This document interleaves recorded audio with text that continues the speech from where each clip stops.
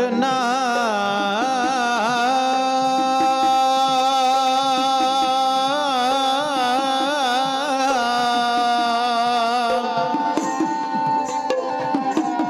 ਸ਼੍ਰੀ ਵਾਹਿਗੁਰੂ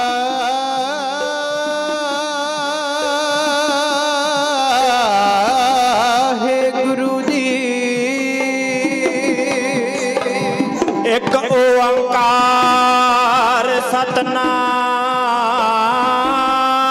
ਕਰਤਾ ਪੁਰਖ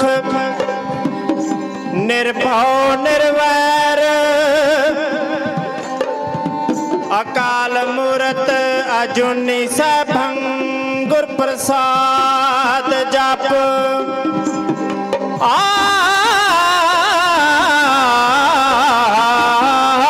ਸੱਚ ਜੁਗਾਦ ਸੱਚ ਹੈ ਵੀ ਸੱਚ ਨਾਨਕ ਹੋਸੀ ਵੀ ਸੱਚ।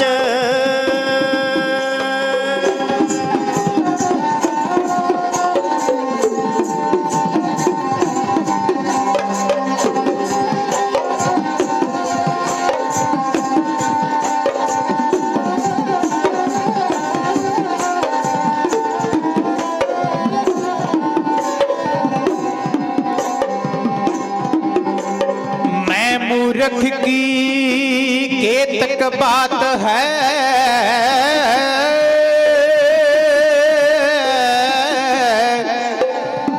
कोट परादी तरियारे गोरा नानक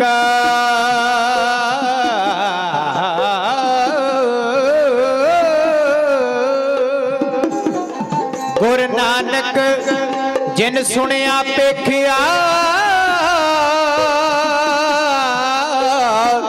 से फिर कर बासना परियारे।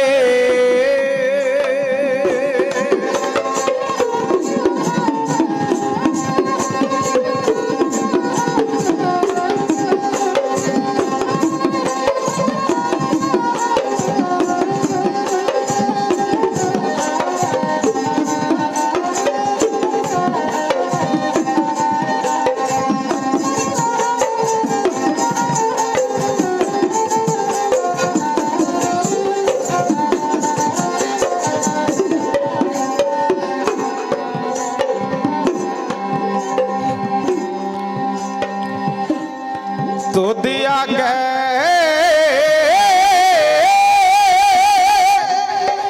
अरदास हमारी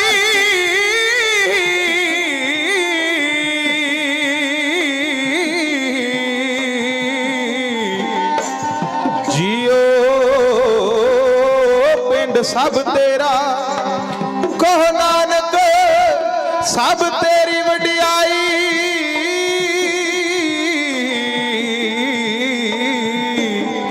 कोई ना जाने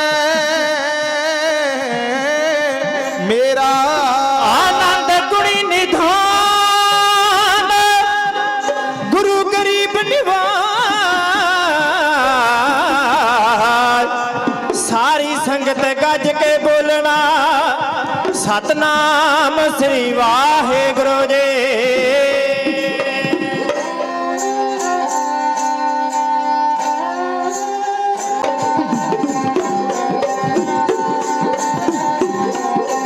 गुरु नानक का हंस खाए चुग मोती मानक नाम लिए। सतगुरु नानक का चार पदार्थ मिले अचानक। सारी संगत गज के बोलो धन श्री गुरु।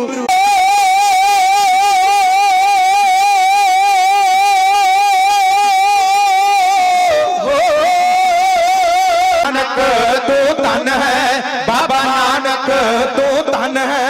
पई वार वार गाँव दीर बाब मरदाने दी। गुरु नानक तो धन है बाबा नानक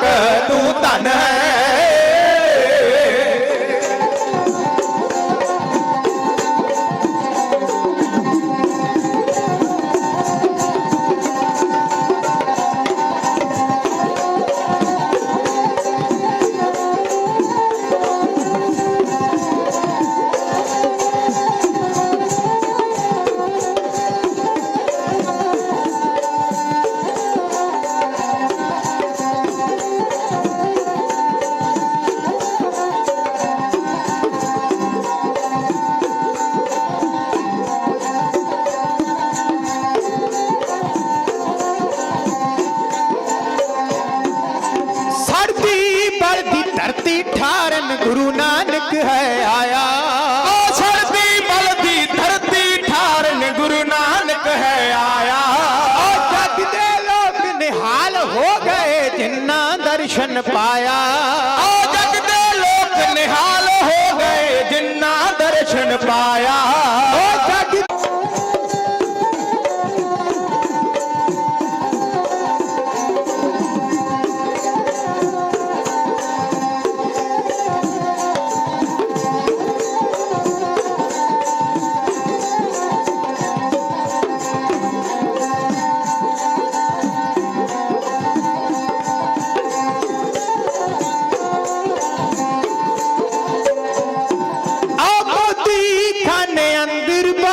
तेरा तेरा तोले। ओ मोती खाने अंदर बाबा तेरा तेरा तोले। ओ नाले तोले नाले मुख चों वाहेगुरु बोले। ओ नाले तोले नाले मुख चों वाहेगुरु बोले। ओ नाले तोले नाले मुख चों वाहेगुरु बोले। ओ नाले तोले नाले मुख चों वाहेगुरु बोले। गुरु नानक तू धन है बाबा नानक तू धन है। परिवार वार गौंदीर बाब मर्दाने दी। गुरु नानक तू धन है बाबा नानक तू धन है।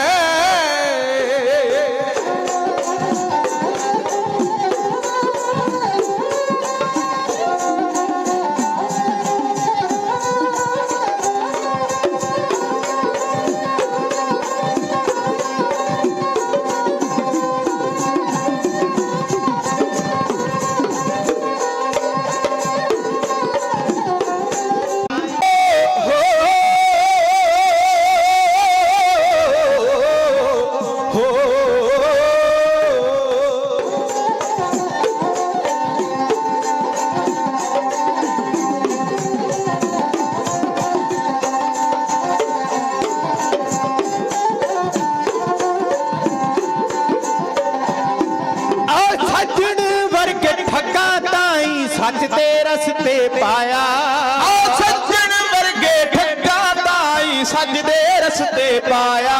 ओ सारी दुनिया अंदर बाबे सच दा नाम जपाया। ओ सारी दुनिया अंदर बाबे सच दा नाम जपाया। ओ सारी दुनिया अंदर बाबे सच दा नाम जपाया। ओ सारी दुनिया अंदर बाबे सच दा नाम जपाया। गुरु नानक तू धन है बाबा नानक तू धन है। परिवार वार गौंदीर बाब मर्दाने दी। गुरु नानक तू धन है बाबा नानक तू धन है। गुरु नानक तू धन है बाबा नानक तू धन है।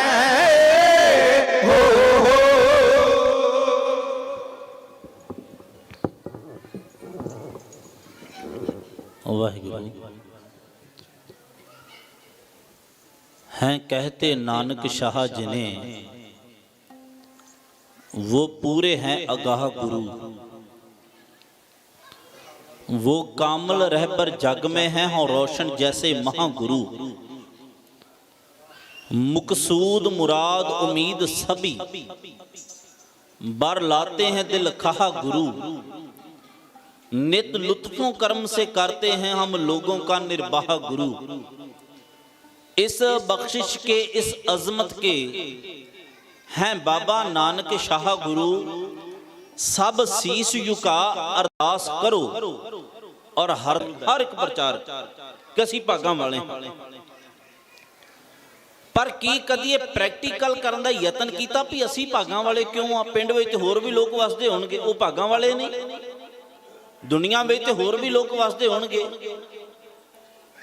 इलाके में होर भी लोग वसदे होणगे, वो भागां वाले नहीं।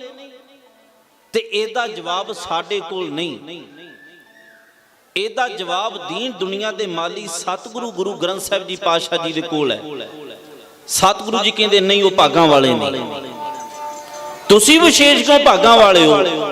ਤੁਹਾਡੇ ਨਾਲ ਇਹ ਲਕਬ ਕਿਉਂ ਜੁੜ ਜਾਂਦਾ ਹੈ ਕਿ ਅਸੀਂ ਭਾਗਾਂ ਵਾਲੇ? ਹਰ ਇੱਕ ਪ੍ਰਚਾਰਕ ਕਿਉਂ ਸਟੇਜ ਤੋਂ ਕਹਿੰਦਾ ਹੈ ਕਿ ਗੁਰੂ ਕੀ ਸੰਗਤ ਸਾਡੇ ਚੰਗੇ ਭਾਗ ਨੇ?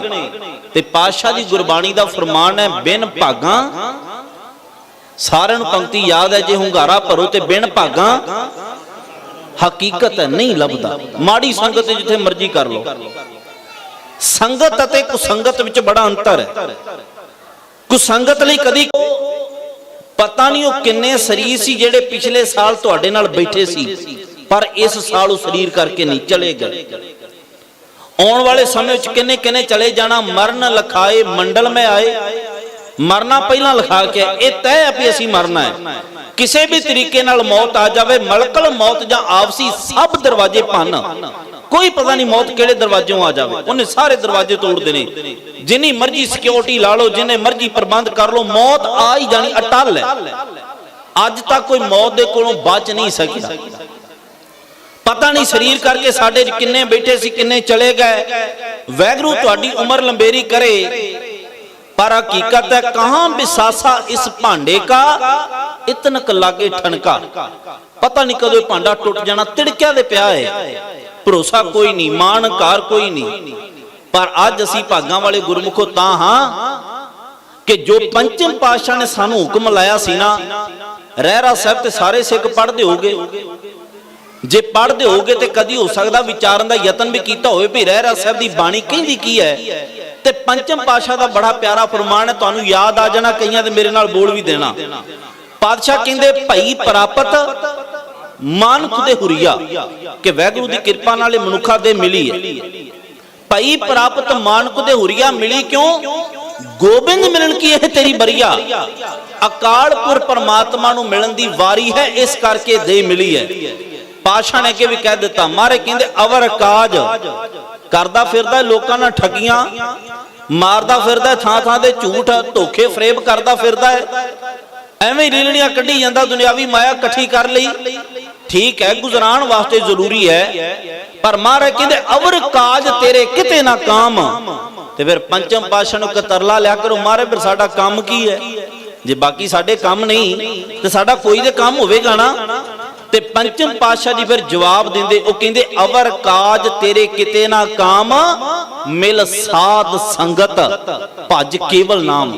आ तेरा काम है असली जेड़ा तुसी करन बैठे हो, आ तुहाडा स्वासा सफल है। जेड़ा 84 लाख जून दे विचों सर्वोत्तम जून मनुख दी मन्नी गई है, परमात्मा ने सानू मनुखा दे ही बख्शिश कीती। सानू चंगे माड़े दा पता है, सानू चंगे माड़े दा पता भी साडे नाल चंगा की हो रहा, जां असीं किहदे नाल चंगा कर रहे हैं, साडे नाल माड़ा की हो रहा, जां असीं किहदे नाल माड़ा कर रहे हैं, सानू सारा पता है। मनुख नूं इन्नी सोची है, जिन मानस ते देवते कीए, बंदे नूं इन्नी सोची है रब ने दित्ती। ਉਹ ਚੰਗੇ ਭਾਗਾਂ ਦੀ ਨਿਸ਼ਾਨੀ ਜਿਹੜਾ ਗੁਰੂ ਕੀ ਸੰਗਤ ਵਿੱਚ ਆ ਕੇ ਬੈਠ ਗਿਆ। ਤੁਹਾਡੇ ਦੇ ਚੰਗੇ ਭਾਗ ਨੇ, ਤੁਹਾਡੀ ਦੇ ਹਾਜ਼ਰੀ ਲੱਗੀ ਹੋਈ ਹੈ। ਸਾਡੇ ਦੇ ਵੀ ਕਿਰਪਾ ਕਰੋ ਕਿ ਅਸੀਂ ਵੀ ਚੰਗੇ ਭਾਗਾਂ ਵਾਲੇ ਹੋ ਜਾਈਏ, ਸਾਡੀ ਵੀ ਅੱਜ ਦੇ ਦੀਵਾਨ ਵਿੱਚ ਹਾਜ਼ਰੀ ਲੱਗ ਸਕੇ, ਤੇ ਜਿਹੜਾ ਫਤਿਹ ਦੇ ਸਿਮਰਨ ਵਿੱਚੋਂ ਬਲ ਮਿਲਣਾ ਨਾ, ਉਸ ਬਲ ਦੇ ਨਾਲ ਅਸੀਂ ਇਤਿਹਾਸ ਦੇ ਕੁਝ ਪੰਨੇ ਜ਼ਾਹਰ ਪੀਰ ਜਗਤ ਗੁਰ ਬਾਬਾ ਗੁਰੂ ਨਾਨਕ ਪਾਤਸ਼ਾਹ ਦੇ ਜੀਵਨ ਦਾ ਅਲੌਕਿਕ ਔਰ ਲਸਾਨੀ ਪੰਨਾ ਆਪ ਜੀ ਦੀ ਸੇਵਾ ਵਿੱਚ ਰੱਖ ਸਕੀਏ। ਬੇਨਤੀ ਕਰਾਂ, ਗੁਰੂ ਗੋਬਿੰਦ ਸਿੰਘ ਮਹਾਰਾਜ ਦਾ ਹੁਕਮ ਹੈ, पातशाह जी ने भंगाणी का युद्ध जित्या ते सिखां ने आख्या मारे वधाइयां। दशमेश पातशाह कहंदे कादियां? सिख कहंदे पातशाह तुसीं भंगाणी का युद्ध जित गए, तुहाडी फतेह हो गई। गुरु कलगीधर पातशाह कहंदे मेरी फतेह नहीं हुई, फतेह खालसे दी हुई है। ते सिखां ने आख्या पातशाह खालसा भी ते तुहाडा किहड़ा उपरा है? सतगुरु कहंदे ना भाई, ना खालसा मेरा ना फतेह मेरी है। सिखां ने आख्या महाराज साडी ओडी सोच ही नहीं पे सी समझ सकीए, खालसा कहदा ते फतेह कहदी, जे कृपा करके दस दिओ। ते मेरे दीन दुनिया दे वाली फिर प्यार विच आए, उन्हां दस्सिया सिखां नूं भी खालसा कहदा ते फतेह कहदी है। ते अज आओ नाले सानू पता लग जाएगा भी खालसा कहदा ते फतेह कहदी है। जो दशमेश पातशाह जी ने हुक्म लाया नाले हुक्म जाया जाएगा। सतगुरु गुरु गोबिंद सिंह महाराज ने दोनों दस्ते मुबारक इकट्ठे करके आख्या सिखो तुसीं जानना चाहुंदे हो खालसा कहदा ते फतेह कहदी? सुनो, पातशाह ने अपनी पावन मुबारक रसना तो आख्या वाहेगुरु जी का खालसा वाहेगुरु जी की फतेह। ਵਾਹਿਗੁਰੂ ਜੀ ਕਾ ਖਾਲਸਾ ਵਾਹਿਗੁਰੂ ਜੀ ਕੀ ਫਤਿਹ। ਖਾਲਸਾ ਵੀ ਪਰਮਾਤਮਾ ਵਾਹਿਗੁਰੂ ਦਾ ਹੈ ਤੇ ਫਤਿਹ ਵੀ ਉਸ ਵਾਹਿਗੁਰੂ ਦੀ। ਇੱਕ ਅੰਗਰੇਜ਼ ਰਾਈਟਰ ਤੇ ਕਹਿੰਦਾ ਹੈ the victory that of the God is immortal. ਫਤਿਹ ਕਿਸੇ ਬੰਦੇ ਦੀ ਨਹੀਂ। ਇਹ ਨਹੀਂ ਕਿ ਮੈਂ ਕਿਸੇ ਨਾਲ ਜੰਗ ਲੜ ਰਿਹਾ ਮੇਰੀ ਫਤਿਹ ਹੋਗੀ, ਮੈਂ ਕਹਿ ਦਵਾਂ ਮੇਰੀ ਫਤਿਹ ਹੋਗੀ, ਨਹੀਂ। ਫਤਿਹ ਕੇਵਲ ਤੇ ਕੇਵਲ ਅਕਾਲ ਪੁਰਖ ਪਰਮਾਤਮਾ ਦੀ, ਜੋ ਸਦੀਵੀ ਕਾਲ ਲਈ ਅਮਰ ਹੈ, ਜਿਹਨੇ ਮਰਨਾ ਨਹੀਂ, ਅਮਰ ਹੈ। ਇਹਦੇ ਵਿੱਚੋਂ ਮੈਂ ਕੁਝ ਆਪ ਜੀ ਸਾਹਮਣੇ ਕਹਿਣ ਦਾ ਯਤਨ ਕਰਾਂਗਾ। ਤੁਸੀਂ ਗੁਰੂ ਕੀ ਸੰਗਤ ਰੱਬ ਵਾਂਗ ਜੁੜ ਬੈਠੇ ਹੋ, ਵਿੱਚ ਸੰਗਤ ਹਰ ਪ੍ਰਭ ਵਸੈ ਜੀਓ। ਤੁਹਾਡੇ ਵਿੱਚ ਖੁਦ ਖੁਦਾ ਬੈਠਾ ਹੈ, ਰੱਬ ਬੈਠਾ ਹੈ। ਸਮੁੱਚੀ ਸੰਗਤ ਦਾ ਧੰਨਵਾਦ ਕਰਦਾ, ਸਤਿਗੁਰੂ ਗੁਰੂ ਗ੍ਰੰਥ ਸਾਹਿਬ ਜੀ ਦਾ ਰੋਮ ਰੋਮ ਕਰਕੇ ਧੰਨਵਾਦ ਕਰਦਾ, ਜਿਨ੍ਹਾਂ 84 ਲੱਖ ਜੂਨ ਦੇ ਵਿੱਚੋਂ ਇੱਕ ਜੂਨ ਮਨੁੱਖ ਦੀ ਬਖਸ਼ਿਸ਼ ਕਰਕੇ ਦਿੱਤੇ ਹੋਏ ਇਸ ਭਾਂਡੇ ਵਿੱਚੋਂ ਸਵਾਸਿਆਂ ਦੀ ਪੂੰਜੀ ਨੂੰ ਸਫਲਾਂ ਕਰਨ ਵਾਸਤੇ, ਤੁਹਾਡੇ ਜੋੜੇ ਝਾੜਨ ਵਾਸਤੇ ਸਤਿਗੁਰੂ ਜੀ ਨੇ ਇਸ ਪਾਵਨ ਬਾਰਗਾ ਨਾਨਕ ਨਾਮ ਜਹਾਜ਼ ਹੈ। ਚੜੇ ਸੂਤਰੇ ਪਾਰ, ਜਿਹੜਾ ਚੜੇਗਾ ਉਹਨੇ ਪਾਰ ਹੋਣਾ। ਜਿਹੜਾ ਬਾਹਰ ਖਲੋਤਾ ਵੇਖੀ ਜਾਵੇਗਾ ਜਹਾਜ਼ ਨੂੰ, ਕਦੀ ਉਹ ਪਾਰ ਨਹੀਂ ਹੁੰਦਾ। ਜਿਹੜਾ ਇਹਦੇ ਵਿੱਚ ਬਹਿੰਦਾ ਹੈ ਨਾ, ਉਹੀ ਪਾਰ ਹੁੰਦਾ ਹੈ। ਉਸ ਮਹਾਨ ਪਾਵਨ ਸਥਾਨ ਤੇ ਜੁੜ ਬੈਠੇ ਹੋ। ਸਤਿਗੁਰੂ ਗੁਰੂ ਗ੍ਰੰਥ ਸਾਹਿਬ ਜੀ ਦਾ ਵੀ ਧੰਨਵਾਦ, ਤੁਹਾਡੀ ਗੁਰੂ ਕੀ ਸੰਗਤ ਦਾ ਵੀ ਧੰਨਵਾਦ। ਧੰਨਵਾਦ ਹੈ ਸਤਿਕਾਰਯੋਗ ਸਰਦਾਰ ਮਨਜਿੰਦਰ ਸਿੰਘ ਜੀ ਹੁਣਾਂ ਦਾ, ਜਿਨ੍ਹਾਂ ਨੇ ਤੁਹਾਡਾ ਹੁਕਮ, ਬਾਬਾ ਜੀ ਹੁਣਾਂ ਦਾ, ਸਤਿਕਾਰਯੋਗ ਬਾਬਾ ਕੁਲਵਿੰਦਰ ਸਿੰਘ ਸਾਹਿਬ ਜੀ ਹੁਣਾਂ ਦਾ ਹੁਕਮ ਸਾਡੇ ਤੱਕ ਇੱਕ ਮੋਬਾਈਲ ਦੇ ਜ਼ਰੀਏ ਪਹੁੰਚਾਇਆ। ਵੇਖੋ ਮਹਾਂਪੁਰਸ਼ ਐਸੇ ਇਕੱਠ ਕਰਦੇ ਹੁੰਦੇ ਨੇ ਵੀ ਸੰਗਤ ਜੁੜ ਜਾਵੇ, ਕਿਸੇ ਨਾ ਕਿਸੇ ਬਹਾਨੇ ਜੁੜ ਜਾਵੇ। ਕੋਈ ਬਹਾਨਾ ਹੁੰਦਾ, ਜੇ ਦੀਵਾਲੀ ਨਾ ਆਵੇ ਤੇ ਲੋਕੀ ਬਹਾਨੇ ਨਾਲ ਘਰ ਨੂੰ ਕਲੀ ਬਣਾ ਕਰਨ, ਘਰ ਬਣਾ ਸਾਫ਼ ਕਰਨ, ਉਦਾਂ ਦੇ ਉਦਾਂ ਹੀ ਪੈ ਰਹਿਣ। ਇਹ ਬਹਾਨਾ ਹੁੰਦਾ ਕੋਈ ਲੱਭਦੇ ਵੀ ਕਿਸੇ ਤਰੀਕੇ ਨਾਲ ਕੋਈ ਬੰਦਾ ਸਫਾਈ ਕਰ ਲਵੇ ਘਰ ਦੀ। ਇਸੇ ਤਰ੍ਹਾਂ ਜੇ ਦੀਵਾਲੀ ਤੇ ਕੋਈ ਘਰ ਦੀ ਸਫਾਈ ਕਰਦਾ ਤੇ ਮਹਾਂਪੁਰਸ਼ ਸੋਚਦੇ ਰਹਿੰਦੇ ਵੀ ਬੰਦੇ ਦੇ ਮਨ ਦੀ ਸਫਾਈ ਤੇ ਹੋਈ ਨਹੀਂ, ਬਾਹਰ ਦੀ ਤੇ ਕਰਕੇ ਚਲਿਆ ਗਿਆ। ਇਹਨੇ ਭਾਂਡੇ ਵੀ ਸਾਫ਼ ਕਰ ਲਿਆ, ਘਰ ਵੀ ਸਾਫ਼ ਕਰ ਲਿਆ। ਸਿਆਲ ਆ ਗਿਆ, ਰਜਾਈਆਂ ਨੂੰ ਤਲਾਈਆਂ ਨੂੰ ਇਹਨੇ ਸੂਰਜ ਦਾ ਸੇਕ ਵੀ ਲਵਾ ਲਿਆ, ਪਰ ਇਹਦੇ ਮਨ ਨੂੰ ਕਦੋਂ ਇਹ ਜਿਹੜੀ ਲੱਗੀ ਹੋਈ ਮੈਲ ਕਦੋਂ ਲਵੇਗੀ? ਫਿਰ ਐਸੇ ਸਤਿਪੁਰਸ਼ ਐਸੇ ਕਾਰਜ ਕਰਦੇ, ਜਿਹੜੇ ਕਾਰਜਾਂ ਤੁਸੀਂ ਜੁੜ ਬੈਠੇ ਹੋ। ਇਹਨਾਂ ਦਾ ਧੰਨਵਾਦ ਹੈ ਤੇ ਤੁਹਾਡਾ ਧੰਨਵਾਦ ਹੈ, ਤੁਸੀਂ ਸਾਥ ਦਿੱਤਾ। ਆਓ ਇੱਕ ਵਾਰ ਸਮੁੱਚਾ ਅਰਦਾਸਾ ਕਰ ਦਈਏ। ਬਾਬਾ ਜੀ ਹੁਣਾਂ ਬੇਅੰਤ ਪਿਆਰ ਭੇਜ ਦਿੱਤਾ, ਬੇਅੰਤ ਅਸੀਸਾਂ ਭੇਜ ਦਿੱਤੀਆਂ। ਉਹ ਕਹਿੰਦੇ ਵੀ ਦੱਸਣਾ ਨਹੀਂ ਕੀ ਭੇਜਿਆ, ਪਰ ਅਸੀਸਾਂ ਥਾਪੜੇ ਭੇਜ ਦਿੱਤੇ ਨੇ। ਇੱਕ ਵਾਰ ਆਖੋ ਜੀ, ਸਮੁੱਚੀ ਸੰਗਤ ਦੀ ਅਰਦਾਸ ਮਨੁੱਖਤਾ ਦਾ ਭਲਾ ਮੰਗਦੇ ਹੋ। ਆਖੋ ਨਾਨਕ ਨਾਮ ਚੜ੍ਹਦੀ ਕਲਾ, ਤੇਰੇ ਬਾਣੇ ਸਰਬੱਤ ਦਾ ਭਲਾ। ਮੈਂ ਗੁਰੂ ਨਾਨਕ ਪਾਤਸ਼ਾਹ ਦੇ ਜੀਵਨ ਵਿੱਚੋਂ ਆਪ ਜੀ ਨਾਲ ਕੋਈ ਸਾਂਝਾ ਕਰ ਸਕਾਂ। ਮੇਰੇ ਬਾਬਾ ਨਾਨਕ ਸਾਹਿਬ ਨੇ ਜੀਵਨ ਕਾਲ ਵਿੱਚ ਕੁਝ ਟਰੈਵਲ ਕੀਤਾ, ਸਿੱਖੋ, ਸਫ਼ਰ ਕੀਤਾ। ਜਿਸ ਸਫ਼ਰ ਨੂੰ ਅਸੀਂ ਉਦਾਸੀਆਂ ਕਹਿੰਦੇ ਆ, ਉਹਨਾਂ ਉਦਾਸੀਆਂ ਦੇ ਵਿੱਚ ਗੁਰੂ ਨਾਨਕ ਪਾਤਸ਼ਾਹ ਨੇ ਆਪਣੇ ਪਾਵਨ ਕਦਮਾਂ ਦੇ ਨਾਲ, ਆਪਣੇ ਮੁਬਾਰਕ ਚਰਨਾਂ ਦੇ ਨਾਲ ਚੱਲ ਕੇ ਡੁੱਬੀ ਹੋਈ ਮਨੁੱਖਤਾ ਦਾ ਭਲਾ ਕੀਤਾ। ਸਤਿਗੁਰੂ ਗੁਰੂ ਨਾਨਕ ਪਾਤਸ਼ਾਹ ਪਹਿਲੀ ਉਦਾਸੀ ਵਿੱਚ ਤੁਰੇ, ਭਾਈ ਸਾਹਿਬ ਭਾਈ ਮਰਦਾਨਾ ਜੀ ਨੂੰ ਨਾਲ ਲੈ ਕੇ। ਗੁਰੂ ਨਾਨਕ ਪਾਤਸ਼ਾਹ ਸਭ ਤੋਂ ਪਹਿਲਾਂ ਸੁਲਤਾਨਪੁਰ ਲੋਧੀ ਤੋਂ 1507 ਈਸਵੀ ਇੱਕ ਅੱਸੂ ਵਾਲੇ ਦਿਨ ਤੁਰੇ ਸੀ, ਔਰ ਗੁਰੂ ਨਾਨਕ ਪਾਤਸ਼ਾਹ ਨੇ ਭਾਈ ਮਰਦਾਨਾ ਜੀ ਨੂੰ ਲੈ ਲਿਆ। ਮਹਾਰਾਜ ਸੁਲਤਾਨਪੁਰ ਲੋਧੀ ਦੀ ਧਰਤੀ ਤੋਂ ਚਾਲਾ ਮਾਰਿਆ ਤੇ ਪਹੁੰਚੇ ਲਾਹੌਰ।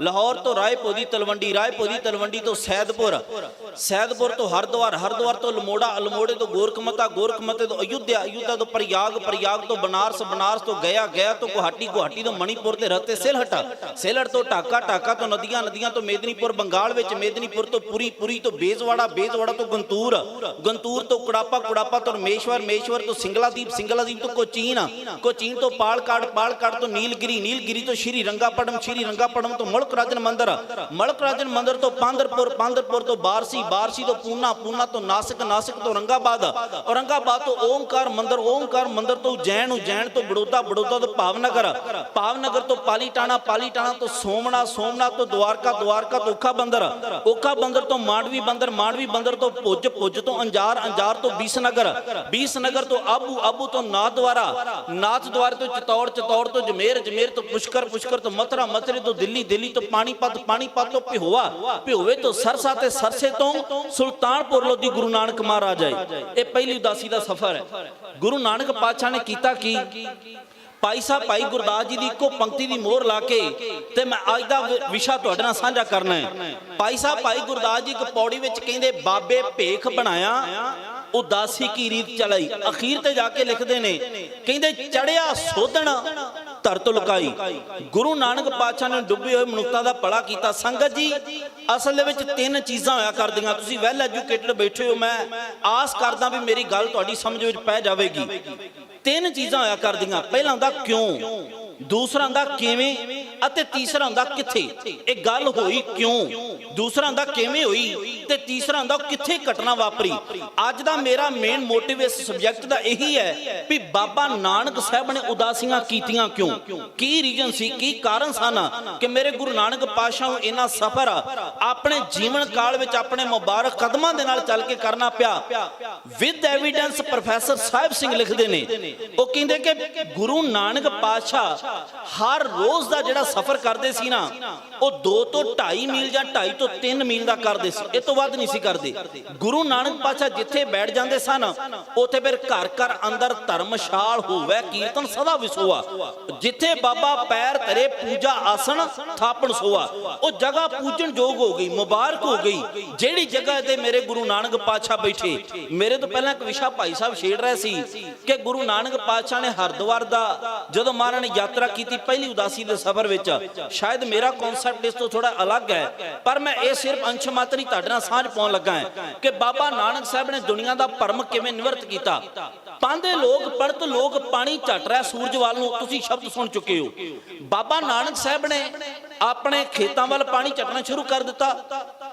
ਪੰਡਤਾਂ ਸਵਾਲ ਕੀਤਾ, ਭਾਈ ਤੂੰ ਕੌਣ ਹੈ, ਪਾਣੀ ਉਲਟ ਦਿਸ਼ਾ ਵਿੱਚ ਕਿਉਂ ਝਟ ਰਿਹਾ ਹੈ? ਤੇ ਬਾਬਾ ਨਾਨਕ ਸਾਹਿਬ ਨੇ ਆਖਿਆ, ਪੰਡਤ ਜੀ ਮੇਰਾ ਵੀ ਇਹੋ ਸਵਾਲ ਹੈ, ਇਹੀ ਸਵਾਲ ਹੈ, ਤੁਸੀਂ ਸੂਰਜ ਵੱਲ ਪਾਣੀ ਕਿਉਂ ਝਟ ਰਹੇ ਹੋ?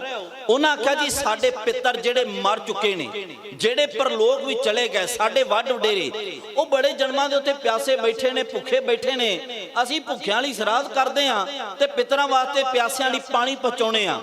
ਬਾਬਾ ਨਾਨਕ ਸਾਹਿਬ ਨੇ ਆਖਿਆ ਸੂਰਜ ਦੀ ਕੋਈ ਲੰਬਾਈ ਕਿੰਨੀ ਦੂਰੀ ਤੇ ਹੋਵੇਗਾ? ਉਹਨਾਂ ਆਖਿਆ ਜੀ ਕੋਈ ਅੰਤ ਹੀ ਨਹੀਂ ਪਾਇਆ ਜਾ ਸਕਦਾ। ਸਾਇੰਸ ਕਿਹੜੀ ਹੁੰਦੀ ਸੀ, ਅੱਜ ਤੇ ਸਾਇੰਸ ਦੱਸ ਦਿੰਦੀ ਵੀ ਕਿਹੜੀ ਚੀਜ਼ ਕਿੰਨੇ ਕਿਲੋਮੀਟਰ ਹੈ, ਕਿੱਥੋਂ ਤੱਕ ਉਹ ਮਾਰ ਕਰਦੀ ਹੈ। ਖੈਰ ਵਿਸ਼ਾ ਵੱਖਰਾ ਨਾ ਹੋ ਜਾਵੇ। ਬਾਬਾ ਨਾਨਕ ਸਾਹਿਬ ਨੇ ਆਖਿਆ ਮੈਂ ਆਪਣੇ ਖੇਤਾਂ ਵਿੱਚ ਪਾਣੀ ਝਟ ਰਿਹਾ। ਉਹਨਾਂ ਆਖਿਆ ਤੇਰੇ ਖੇਤ ਕਿੱਥੇ ਨੇ? ਬਾਬਾ ਨਾਨਕ ਸਾਹਿਬ ਨੇ ਆਖਿਆ ਰਾਏਪੁਰੀ ਤਲਵੰਡੀ ਤੇ। ਪੰਡਤ ਹੈਰਾਨ ਹੋ ਗਏ, ਉਹਨਾਂ ਆਖਿਆ ਬਾਬਾ ਨਾਨਕ ਤੇਰੇ ਖੇਤਾਂ ਨੂੰ ਕਿੰਨੀ ਦੂਰ ਹੋਣਗੇ? ਬਾਬਾ ਸਾਹਿਬ ਜੀ ਨੇ ਆਖਿਆ ਲਗਭਗ 300 ਮੀਲ ਦੂਰ। ਉਹਨਾਂ ਆਖਿਆ ਤੇਰੇ ਖੇਤਾਂ ਨੂੰ ਪਾਣੀ ਚਲਿਆ ਜਾਵੇਗਾ? ਬਾਬਾ ਨਾਨਕ ਸਾਹਿਬ ਜੀ ਨੇ ਬੜਾ ਪਿਆਰਾ ਜਵਾਬ ਦਿੱਤਾ, ਕਹਿੰਦੇ ਪੰਡਤੋ ਜਿਹਦੇ ਤੁਹਾਡੇ ਸੂਰਜ ਨੂੰ ਪਾਣੀ ਪਹੁੰਚ ਸਕਦਾ ਹੈ, ਜਿਹਦੀ ਗਿਣਤੀ ਕੋਈ ਨਹੀਂ, ਅੰਤ ਕੋਈ ਨਹੀਂ ਵੀ ਕਿੰਨੇ ਮੀਲ ਦੂਰ ਹੈ, ਤੇ ਮੇਰੇ ਖੇਤ ਤੇ ਫਿਰ ਗਿਣਤੀ ਮਿਣਤੀ ਦੇ 300-350 ਮੀਲ ਦੂਰ ਹੋਣਗੇ, ਮੇਰੇ ਖੇਤਾਂ ਨੂੰ ਪਾਣੀ ਕਿਉਂ ਨਹੀਂ ਜਾ ਸਕਦਾ? ਬਾਬਾ ਨਾਨਕ ਸਾਹਿਬ ਨੇ ਭਰਮ ਕੱਢਿਆ ਲੋਕਾਂ ਦਾ, ਸੱਚਮੁੱਚ ਕੱਢਿਆ। ਹਕੀਕਤ ਹੈ ਬਾਬਾ ਨਾਨਕ ਜੀ ਨੇ ਸਮਝਾਇਆ, ਉਹ ਪੜਿਓ, ਜੇ ਸੇਵਾ ਕਰਨੀ ਆ ਜਿਉਂਦੇ ਮਾਂ-ਬਾਪ ਦੀ ਕਰੋ, ਜਿਉਂਦੇ ਦੀ। ਅੱਜ ਪਤਾ ਕੀ ਹੁੰਦਾ, ਗੁਸਤਾਖੀ ਮਾਂ। ਮੈਂ ਵੀ ਤੁਹਾਡੇ ਵਿੱਚ ਹੀ ਆ, ਮੈਂ ਉਪਰਾ ਨਹੀਂ, ਮੈਂ ਵੀ ਪਿੰਡ ਵਿੱਚੋਂ ਆਇਆ, ਮੇਰਾ ਵੀ ਪਰਿਵਾਰ ਹੈ। ਮਤਾ ਤੁਸੀਂ ਸੋਚੋ ਵੀ ਨਵਾਂ ਹੀ ਭਾਈ ਆ ਗਿਆ, ਨਵੀਆਂ ਗੱਲਾਂ ਕਰ ਗਿਆ, ਨਹੀਂ, ਮੈਂ ਵੀ ਇੱਕ ਪਿੰਡ ਦੇ ਨਾਲ ਹੀ ਮੇਰਾ ਸਬੰਧ ਹੈ, ਮੈਂ ਪਿੰਡ ਵਿੱਚੋਂ ਹੀ ਆਉਣਾ। ਬੇਨਤੀ ਮੈਂ ਕਰਨੀ ਚਾਹਣਾ, ਜਿਉਂਦੇ ਮਾਂ-ਬਾਪ ਨੂੰ ਨਹੀਂ ਜੇ ਕੋਈ ਪੁੱਛਦਾ, ਕੋਈ ਵਿਰਲਾ ਹੁੰਦਾ ਹੈ। ਭਾਈ ਗੁਰਦਾਸ ਜੀ ਦੇ ਕਥਨ ਮੁਤਾਬਕ ਹੋਵੇ ਸਰਵਣ ਵਿਰਲਾ, ਕੋਈ ਵਿਰਲਾ ਸਰਵਣ ਹੁੰਦਾ ਹੈ। ਸਰਵਣ ਪੁੱਤ ਜਿਹੜਾ ਮਾਂ-ਬਾਪ ਦੀ ਸੇਵਾ ਕਰੇ। ਬਹੁਤ ਤਾਂਤ ਕੀ ਹਾਲਾਤ ਨੇ ਵੀ ਬੇਬੇ ਬਾਪੂ ਪਾਣੀ ਦਾ ਗਲਾਸ ਵੀ ਮੰਗੇ ਨਾ, ਘੜਾ ਹੁਣ ਹੀ ਤੈਨੂੰ ਪੱਕਾ ਹੀ ਗੁਰਦੁਆਰੇ ਛੱਡ ਆਉਣਾ, ਤੇਰਾ ਮੰਜਾ ਬਿਸਤਰਾ ਵੀ ਗੁਰਦੁਆਰੇ ਚਾੜ ਦਿੱਤਾ। ਜਿਉਂਦੇ ਜੀ ਭਾਵੇਂ ਬਾਪੂ ਦੇ ਬੇਬੇ ਦੇ ਉੱਤੇ ਪਾਟੀਆਂ ਰਜਾਈਆਂ ਹੋਣ, ਥੱਲੇ ਛੇਕਾਂ ਵਾਲਾ ਮੰਜਾ ਹੋਵੇ, ਜਿਹਦੀਆਂ ਪੈਂਦਾਂ ਵੀ ਲਮਕਦੀਆਂ ਹੋਣ ਤੇ ਹੀਆਂ ਵੀ ਟੁੱਟੀਆਂ ਹੋਣ, ਪਰ ਜਦੋਂ ਮਾਂ-ਬਾਪ ਮਰ ਜਾਂਦਾ ਸਿੱਖੋ, ਉਦੋਂ ਫਿਰ ਅਸੀਂ ਨਵੇਂ ਮੰਜੇ ਬਿਸਤਰੇ ਲਿਆ ਕੇ ਦੇਨੇ ਆ ਕਿ ਦੁਨੀਆ ਦੇ ਵਿੱਚ ਅਸੀਂ ਵਿਖਾਈਏ ਅਸੀਂ ਮਾਂ-ਬਾਪ ਨੂੰ ਕਿੰਨਾ ਪਿਆਰ ਕਰਦੇ ਸਾਂ। ਇਹ ਹਕੀਕਤ ਜੀ, ਨੋ ਡਾਊਟ। ਤੁਸੀਂ ਇਸ ਨੂੰ ਕਦੇ ਬੈਠ ਕੇ ਵਿਚਾਰਨ ਦਾ ਯਤਨ ਕਰਿਓ। ਮੈਂ ਧੰਨਵਾਦ ਕਰਦਾ ਉਹਨਾਂ ਸਿੱਖਾਂ ਦਾ, ਉਹਨਾਂ ਲੋਕਾਂ ਦਾ, ਭਾਵੇਂ ਉਹ ਸਿੱਖ ਕਮਿਊਨਿਟੀ ਦੇ ਵਿੱਚੋਂ ਨੇ, ਚਾਹੇ ਉਹ ਕਿਸੇ ਵੀ ਰਿਲੀਜਨ ਦੇ ਨਾਲ ਰਿਲੇਟਡ ਨੇ, ਕਿਸੇ ਵੀ ਧਰਮ ਦਾ ਕੋਈ ਮਨੁੱਖ ਹੈ ਜਿਹੜਾ ਆਪਣੇ ਮਾਂ-ਬਾਪ ਦੀ ਸੇਵਾ ਕਰਦਾ ਹੈ, ਮਨੁੱਖਤਾ ਦੀ ਸੇਵਾ ਕਰਦਾ ਹੈ, ਆਪਣੇ ਮਾਂ-ਬਾਪ ਨੂੰ ਪੂਜਦਾ ਹੈ, ਉਹਨਾਂ ਨੂੰ ਰੱਬ ਵਾਂਗ ਮੰਨਦਾ ਹੈ। ਬਾਬਾ ਨਾਨਕ ਸਾਹਿਬ ਨੇ ਦੁਨੀਆ ਦੇ ਵਿੱਚ ਇਹੀ ਪ੍ਰਚਾਰ ਕੀਤਾ ਜੀ, ਸਤਿਕਾਰਯੋਗ ਬੇਬੇ ਨਾਨਕੀ ਜੀ। ਜੇ ਐਉਂ ਕਹਿ ਲਈਏ ਸਿੱਖ ਇਤਿਹਾਸ ਦੀ ਪਹਿਲੀ ਉਹ ਸਿੱਖ ਹੋਈ ਤੇ ਬੇਬੇ ਨਾਨਕੀ ਹੋਈ। ਗੁਸਤਾਖੀ ਮਾਫ, ਅੱਜ ਕੱਲ ਬੇਬੇ ਸ਼ਬਦ ਵੀ ਸਾਡੇ ਵਿੱਚੋਂ ਅਲੋਪ ਹੋ ਗਿਆ। ਅਸੀਂ ਅੰਗਰੇਜ਼ੀ ਦੇ ਸ਼ਬਦ, ਇੰਗਲਿਸ਼ ਦੇ ਸ਼ਬਦ, ਕਿਉਂਕਿ ਸਾਡੇ ਵਿੱਚ ਕਰੇਜ਼ ਪੈਦਾ ਹੁੰਦਾ ਜਾਂਦਾ ਵੀ ਅਸੀਂ ਆਈਲੈਟਸ ਕਰਨੀ ਹੈ, international English language testing system, ਇੱਕ ਅੰਤਰਰਾਸ਼ਟਰੀ ਅੰਗਰੇਜ਼ੀ ਭਾਸ਼ਾ ਸਿੱਖਣ ਦਾ ਢਾਂਚਾ, ਅਸੀਂ ਉਹਦੇ ਨਾਲ ਲਗਾਵ ਕਰਕੇ ਅਸੀਂ ਆਪਣੀ ਮਾਤ ਭਾਸ਼ਾ ਨਾਲੋਂ, ਆਪਣੇ ਸ਼ਬਦਾਂ ਨਾਲੋਂ ਟੁੱਟ ਗਏ। ਹੁਣ ਸਾਨੂੰ ਬੇਬੇ ਕਹਿਣਾ ਨਹੀਂ ਆਉਂਦਾ ਕਿਸੇ ਨੂੰ। ਬਹੁਤ ਘਰਾਂ ਵਿੱਚ, ਬਹੁਤ ਘੱਟ ਹੈ ਘਰਾਂ ਵਿੱਚ ਜਿਹੜੇ ਆਪਣੇ ਮਾਂ-ਬਾਪ ਨੂੰ ਬੀਬੀ ਜੀ ਜਾਂ ਸਤਿਕਾਰਯੋਗ ਪਿਤਾ ਜੀ ਕਹਿ ਕੇ ਸ਼ਬਦ ਵਰਤਦੇ ਹੋਣ। ਤੇ ਜਿਹੜੇ ਆਪਣੇ ਭੈਣਾਂ ਨੂੰ ਬੇਬੇ ਜੀ ਕਹਿ ਕੇ ਬੁਲਾਉਂਦੇ ਹੋਣ ਬਹੁਤ ਘੱਟ ਨੇ। ਅੱਜ ਕੱਲ ਬੇਬੇ ਨਹੀਂ, ਪਹਿਲਾਂ ਦੀਦੀ ਚੱਲਦਾ ਸੀ, ਦੀਦੀ ਤੋਂ ਸਿਸਟਰ ਆ ਗਿਆ ਤੇ ਸਿਸਟਰ ਤੋਂ ਸਿਸ ਆ ਗਿਆ, ਸਿਸ ਤੋਂ ਬਾਅਦ ਪਤਾ ਨਹੀਂ ਹੁਣ ਕੀ ਸ਼ਬਦ ਆਉਣਾ ਹੈ। ਪਹਿਲਾਂ ਸਤਿ ਸ਼੍ਰੀ ਅਕਾਲ ਆਉਂਦਾ ਸੀ, ਸਤਿ ਸ਼੍ਰੀ ਅਕਾਲ ਤੋਂ ਸਤਿ ਸ਼੍ਰੀ ਅਕਾਲ ਆ ਗਿਆ ਤੇ ਸਤਿ ਸ਼੍ਰੀ ਅਕਾਲ ਤੋਂ ਵੀ SSA ਆ ਗਿਆ, ਖਤਮ ਹੁੰਦਾ ਜਾ ਰਿਹਾ। ਗੁਸਤਾਖੀ ਮਾਫ ਹੈ, ਸੱਚ ਹੈ, ਤੁਹਾਨੂੰ ਆਊਟ ਲੱਗੇਗਾ ਵੀ ਸ਼ਾਇਦ ਮੈਂ ਕਿਸੇ ਹੋਰ ਹੀ ਟੇਸ਼ਨ ਨੂੰ ਫੜਦਾ ਜਾ ਰਿਹਾ, ਪਰ ਮੇਰਾ ਭਾਵ ਹੈ ਵੀ ਜੇ ਆਪਾਂ ਜੁੜੇ ਆ ਨਾ ਤੇ ਆਪਾਂ ਕੋਈ ਗੱਲ ਕੀਮਤੀ ਕਰ ਲਈਏ ਜਿਹੜੀ ਗੱਲ ਤੋਂ ਸਾਨੂੰ ਕੋਈ ਸਿੱਖਣ ਨੂੰ ਮਿਲ ਜਾਵੇ। ਇਹ ਨਾ ਹੋਵੇ ਵੀ ਮੈਂ ਇੱਥੇ ਸੁਣਾ ਕੇ ਦੇ ਪੈਸੇ ਲੈ ਕੇ ਚਲਿਆ ਜਾਵਾਂ।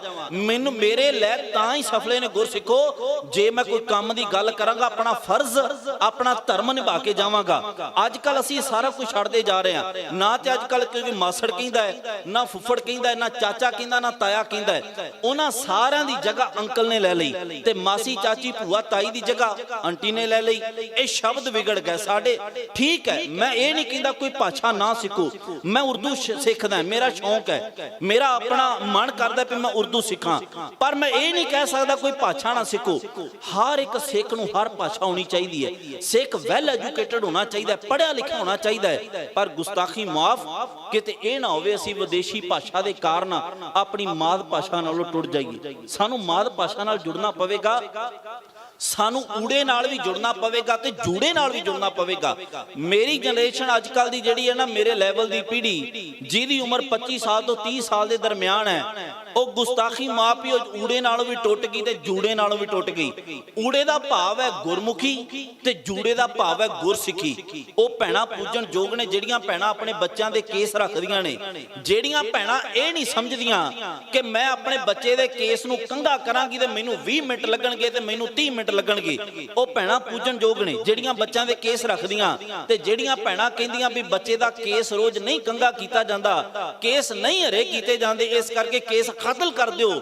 ਗੁਸਤਾਖੀ ਮਾਫ, ਮੈਂ ਸਮਝਦਾ ਉਹ ਭੈਣਾਂ ਧਰਮ ਤੋਂ ਹੀਨ ਨੇ। ਅਜੇ ਉਹਨਾਂ ਨੂੰ ਧਰਮ ਦੀ ਸੋਝੀ ਨਹੀਂ, ਅਜੇ ਉਹ ਕੇਵਲ ਦੀਵਾਨਾ ਤੱਕ ਸੀਮਤ ਰਹਿ ਗਈਆਂ, ਆਪਣੇ ਤੇ ਹੰਡਾਉਣ ਜੋਗੀਆਂ ਨਹੀਂ ਰਹਿ ਗਈਆਂ। ਮੈਂ ਅਕਸਰ ਇੱਕ ਬੇਨਤੀ ਕਰਦਾ ਨਾ ਕਿ ਮੇਰੀਆਂ ਭੈਣਾਂ ਨੂੰ ਬਹੁਤਾ ਕਿਹਾ ਜਾਂਦਾ ਹੈ, ਜਿਹੜਾ ਮੇਨ ਫੋਕਸ ਭੈਣਾਂ ਤੇ ਕੀਤਾ ਜਾਂਦਾ ਵੀ ਭੈਣਾਂ ਬਾਣੀ ਪੜਨ, ਭੈਣਾਂ ਦੇ ਬੱਚੇ ਗੁਰਸਿੱਖ ਹੋਣ, ਤੇ ਕੀ ਗੱਲ ਚ ਵੀਰਾਂ ਦਾ ਕੋਈ ਰੋਲ ਨਹੀਂ। ਮੈਂ ਇਹਦਾ ਜਵਾਬ ਦੇਣਾ ਨਾ ਵੀ ਭੈਣਾਂ ਦਾ ਰੋਲ ਕਿਉਂ ਬੱਚੇ ਦੀ ਜ਼ਿੰਦਗੀ ਵਿੱਚ, ਰੋਲ ਮਾਡਲ ਕਿਉਂ ਬਣਦੀਆਂ ਮਾਵਾਂ। ਵੇਖੋ ਜਿਹੜੀ ਦਾਤ ਪ੍ਰਮਾਤਮਾ ਨੇ ਭੈਣੋ ਤੁਹਾਨੂੰ ਦਿੱਤੀ ਨਾ, ਇਹ ਸੀਰੀਅਸ ਕਨਸੈਪਟ ਹੈ, ਇਹਨੂੰ ਕਿਰਪਾ ਕਰਕੇ ਬੜਾ ਗਹਿਰਾਈ ਨਾਲ ਨਾਪਿਓ। ਜਿਹੜੀ ਦਾਤ ਪ੍ਰਮਾਤਮਾ ਨੇ ਭੈਣੋ ਤੁਹਾਨੂੰ ਦਿੱਤੀ ਉਹ ਬੰਦੇ ਕੋਲ ਨਹੀਂ। ਉਹ ਕਿਹੜੀ ਦਾਤ ਹੈ ਵੀ ਤੁਸੀਂ 9 ਮਹੀਨੇ ਬੱਚਾ ਗਰਭ ਵਿੱਚ ਰੱਖਦੀਆਂ ਜੀ। ਪਹਿਲਾਂ ਤੇ ਬਾਣੀ ਕਹਿੰਦੀ ਸੀ, ਅੱਜ ਸਾਇੰਸ ਵੀ ਐਕਸੈਪਟ ਕਰ ਗਈ, ਕਿਉਂਕਿ ਸਾਇੰਸ ਨਾਲ ਭਿੜਦੀ ਰਹੀ ਬਾਣੀ ਨਾਲ ਹਮੇਸ਼ਾ ਹੀ, ਤੇ ਹੁੰਦੀ ਸਦਾ ਇਹਦੀ ਹਾਰ ਹੀ ਆਈ ਹੈ। ਪਰ ਸਾਇੰਸ ਕਹੀ ਪਹਿਲਾਂ ਬਾਣੀ ਕਹਿੰਦੀ ਸੀ ਵੀ ਜੋ ਕੁਝ ਮਾਂ ਬਾਹਰ ਵੇਖਦੀ ਹੈ ਬੱਚਾ ਗਰਭ ਵਿੱਚ ਹੋਵੇ, ਮਾਂ ਕਰਦੀ ਹੈ, ਉਹ ਬੱਚੇ ਤੇ ਅਸਰ ਹੁੰਦਾ। ਹੁਣ ਸਾਇੰਸ ਐਕਸੈਪਟ ਕਰ ਚੁੱਕੀ ਹੈ, ਉਹ ਕਹਿੰਦੀ ਜੋ ਕੁਝ ਮਾਂ ਬਾਹਰ ਕਰੇਗੀ ਇੰਟਰਨਲ ਇੰਟਰੈਕਸ਼ਨ ਰਾਹੀਂ, ਅੰਦਰੂਨੀ ਕਿਰਨਾਂ ਰਾਹੀਂ, ਉਹ ਬੱਚੇ ਦੇ ਗਰਭ ਵਿੱਚ ਅਸਰ ਹੋਵੇਗਾ। ਜਿਹੜਾ ਮਾਂ ਦੀ ਗਰਭ ਵਿੱਚ ਬੱਚਾ ਪੜ ਰਿਹਾ ਹੈ, ਜੇ ਮਾਂ ਦੇ ਬਾਣੀ ਪੜ੍ਹਦੀ ਹੈ ਤੇ ਉਹਦਾ ਪੁੱਤਰ ਮਹਾਂਪੁਰਸ਼ ਪੈਦਾ ਹੋਵੇਗਾ, ਸੰਤ ਹੋਵੇਗਾ, ਸਿਪਾਹੀ ਹੋਵੇਗਾ, ਕੋਈ ਜਰਨੈਲ ਪੈਦਾ ਹੋਵੇਗਾ। ਤੇ ਜੇ ਮਾਂ ਪਾਤਰਨ ਚਿੱਤਰ ਨਹੀਂ ਵੇਖੀ ਜਾਂਦੀ, ਸੀਰੀਅਲ ਵੇਖੀ ਜਾਂਦੀ, ਗੁਸਤਾਖੀ ਮੁਆਫ, ਫਿਰ ਉਹਦਾ ਬੱਚਾ ਡਰਾਮੇ ਕਰਨ ਵਾਲਾ ਪੈਦਾ ਹੋਵੇਗਾ। ਤੇ ਹੁਣ ਇਹੋ ਹੀ ਨਹੀਂ ਵੀ ਭੈਣਾਂ ਹੀ ਪੜ੍ਹੀ ਜਾਣ, ਤੇ ਇਹ ਨਾ ਹੋਵੇ ਵੀ ਬਾਪ ਠੇਕੇ ਤੋਂ ਲਲਕਾਰੇ ਮਾਰਦਾ ਤੁਰਿਆ ਆਉਂਦਾ ਹੋਵੇ ਤੇ ਪਿੰਡ ਦੀ ਸਾਥ ਵਿੱਚ ਖਲੋ ਕੇ ਆਖੇ ਕਿ ਮੇਰਾ ਸੁਪੁੱਤਰ ਜਰਨਲ ਜ਼ੋਰਾਵਰ ਸਿੰਘ ਵਰਗਾ ਨਿਕਲਣਾ ਚਾਹੀਦਾ ਹੈ, ਮੇਰਾ ਸੁਪੁੱਤਰ ਸਰਦਾਰ ਹਰੀ ਸਿੰਘ ਨਲੂਆ ਵਰਗਾ ਨਿਕਲਣਾ ਚਾਹੀਦਾ ਹੈ, ਮੇਰਾ ਸੁਪੁੱਤਰ ਸੰਤ ਮਹਾਂਪੁਰਸ਼ ਨਿਕਲਣਾ ਚਾਹੀਦਾ ਹੈ। ਭੈਣੋ ਜੇ ਤੁਸੀਂ ਬਾਣੀ ਪੜਨ ਵਾਲੀਆਂ ਬਣੋਗੀਆਂ ਤੇ ਵੀਰ ਵੀ ਬਾਣੀ ਪੜਨ ਵਾਲੇ ਨਿਕਲਣਗੇ ਤੇ ਗੁਰੂ ਗੋਬਿੰਦ ਸਿੰਘ ਮਾਣ ਕਰਨਗੇ। ਜਦੋਂ ਆਪਣੇ ਸੁਪੁੱਤਰ ਨੂੰ ਤੁਸੀਂ ਉਂਗਲ ਲਾ ਕੇ ਸਤਿਗੁਰੂ ਦੀ ਪਵਿੱਤਰ ਹਜ਼ੂਰੀ ਵਿੱਚ ਤਿਆਰ ਕਰਕੇ ਲਿਆਵੋਗੇ ਤੇ ਦਸ਼ਮੇਸ਼ ਪਾਤਸ਼ਾਹ ਆਖਣਗੇ ਸਿੱਖਾ ਮੈਂ ਤੇਰਾ ਸ਼ੁਕਰ, ਮੈਂ ਤੇਰਾ ਇਹਨਾਂ ਸ਼ਬਦਾਂ ਦਾ ਧੰਨਵਾਦ ਕਰਦਾ ਕਿ ਜਿਹੜਾ ਹੁਕਮ ਮੈਂ ਤੈਨੂੰ ਲਾਇਆ ਸੀ ਨਾ ਕਿ ਇਨ ਪੁੱਤਰਨ ਕੇ ਸੀਸ ਪਰ ਵਾਰ ਦੀਏ ਸੋਤ ਚਾਰ ਮੂਹੇ ਤੋਂ ਕਿਆ ਹੁਆ ਜੀਵਤ ਕਈ ਹਜ਼ਾਰ। ਅੱਜ ਤੇਰੇ ਪੁੱਤਰ ਵਿੱਚੋਂ ਮੈਨੂੰ ਸਾਹਿਬਜ਼ਾਦਾ ਫਤਿਹ ਸਿੰਘ ਦੇ ਦਰਸ਼ਨ ਹੋਏ। ਉਹ ਸਮਾਂ ਬਣੇਗਾ ਜਦੋਂ ਬਾਪੂ ਬਾਣੀ ਪੜ੍ਹੇਗਾ ਤੇ ਜਦੋਂ ਮਾਂ ਵੀ ਬਾਣੀ ਪੜ੍ਹੇਗੀ। ਬਾਬਾ ਨਾਨਕ ਸਾਹਿਬ ਦਾ ਹੁਕਮ ਇਹੀ ਹੈ, ਕਿਰਤ ਕਰੋ, ਨਾਮ ਜਪੋ, ਵੰਡ ਛਕੋ। ਬਾਬਾ ਨਾਨਕ ਜੀ ਦੇ ਨਾਲ ਕਿੰਨਾ ਪਿਆਰ ਪਾਲਿਆ। ਇਹਨਾਂ ਵਿੱਚੋਂ ਇੱਕ ਹੈ ਭਾਈ ਮਰਦਾਨਾ, ਜਿਹਦਾ ਜ਼ਿਕਰ ਮੇਰੇ ਤੋਂ ਪਹਿਲਾਂ ਸੁਣ ਚੁੱਕੇ ਹੋ।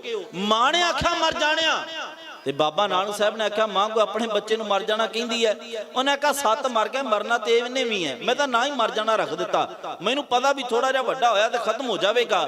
ਤੇ ਬਾਬਾ ਨਾਨਕ ਸਾਹਿਬ ਨੇ ਆਖਿਆ ਮਰਦਾ ਨਾ, ਤੇਰਾ ਪੁੱਤਰ ਨਹੀਂ ਦਨੀ ਦੀ ਦੁਨੀਆ ਤੱਕ ਮਰੇਗਾ। ਅੱਜ ਹਕੀਕਤ ਹੈ ਦੁਨੀਆ ਦੇ ਵਿੱਚ ਮੀਰਜ਼ਾਦੇ ਬਹੁਤ ਹੋਏ, ਅਸਲ ਦੇ ਵਿੱਚ ਸਾਨੂੰ ਇਹਨਾਂ ਸ਼ਬਦਾਂ ਦਾ ਪਤਾ ਨਹੀਂ। ਅਸੀਂ ਆਪਣੀ ਪੜ੍ਹਾਈ ਛੱਡ ਦਿੱਤੀ ਨਾ, ਅਸੀਂ ਇਹ ਸ਼ਬਦ ਨੂੰ ਮਰਾਸੀ ਕਿਨੇ, ਮਰਾਸੀ ਦੇ ਸ਼ਬਦ ਹੈ ਹੀ ਨਹੀਂ, ਸਿੱਖ ਡਿਕਸ਼ਨਰੀ ਦੇ ਵਿੱਚ ਹੀ ਸ਼ਬਦ ਨਹੀਂ ਮਰਾਸੀ, ਸ਼ਬਦ ਹੈ ਮੀਰਾਸ। ਮੀਰਾਸ ਦਾ ਮਤਲਬ ਹੁੰਦਾ ਵਿਰਾਸਤ, ਤੇ ਮੀਰਾਸੀ ਦਾ ਮਤਲਬ ਹੁੰਦਾ ਵਿਰਾਸਤ ਸਾਂਭਣ ਵਾਲਾ। ਮਰਾਸੀ ਸ਼ਬਦ ਕਿਤੇ ਨਹੀਂ ਜਾਏਗਾ। ਅਸੀਂ ਮਰਾਸੀ ਕਹਿ ਦਿੰਦੇ ਆ ਵੀ ਇਹ ਲੋਕ ਤੇ ਮਰਾਸੀ ਆ ਕੇ ਮੰਗਤੇ ਆ ਕੇ, ਨਹੀਂ, ਮਰਾਸੀ ਨਹੀਂ, ਮੀਰਾਸ ਸ਼ਬਦ ਹੈ ਜਾਂ ਮੀਰਾਸੀ ਸ਼ਬਦ ਹੈ।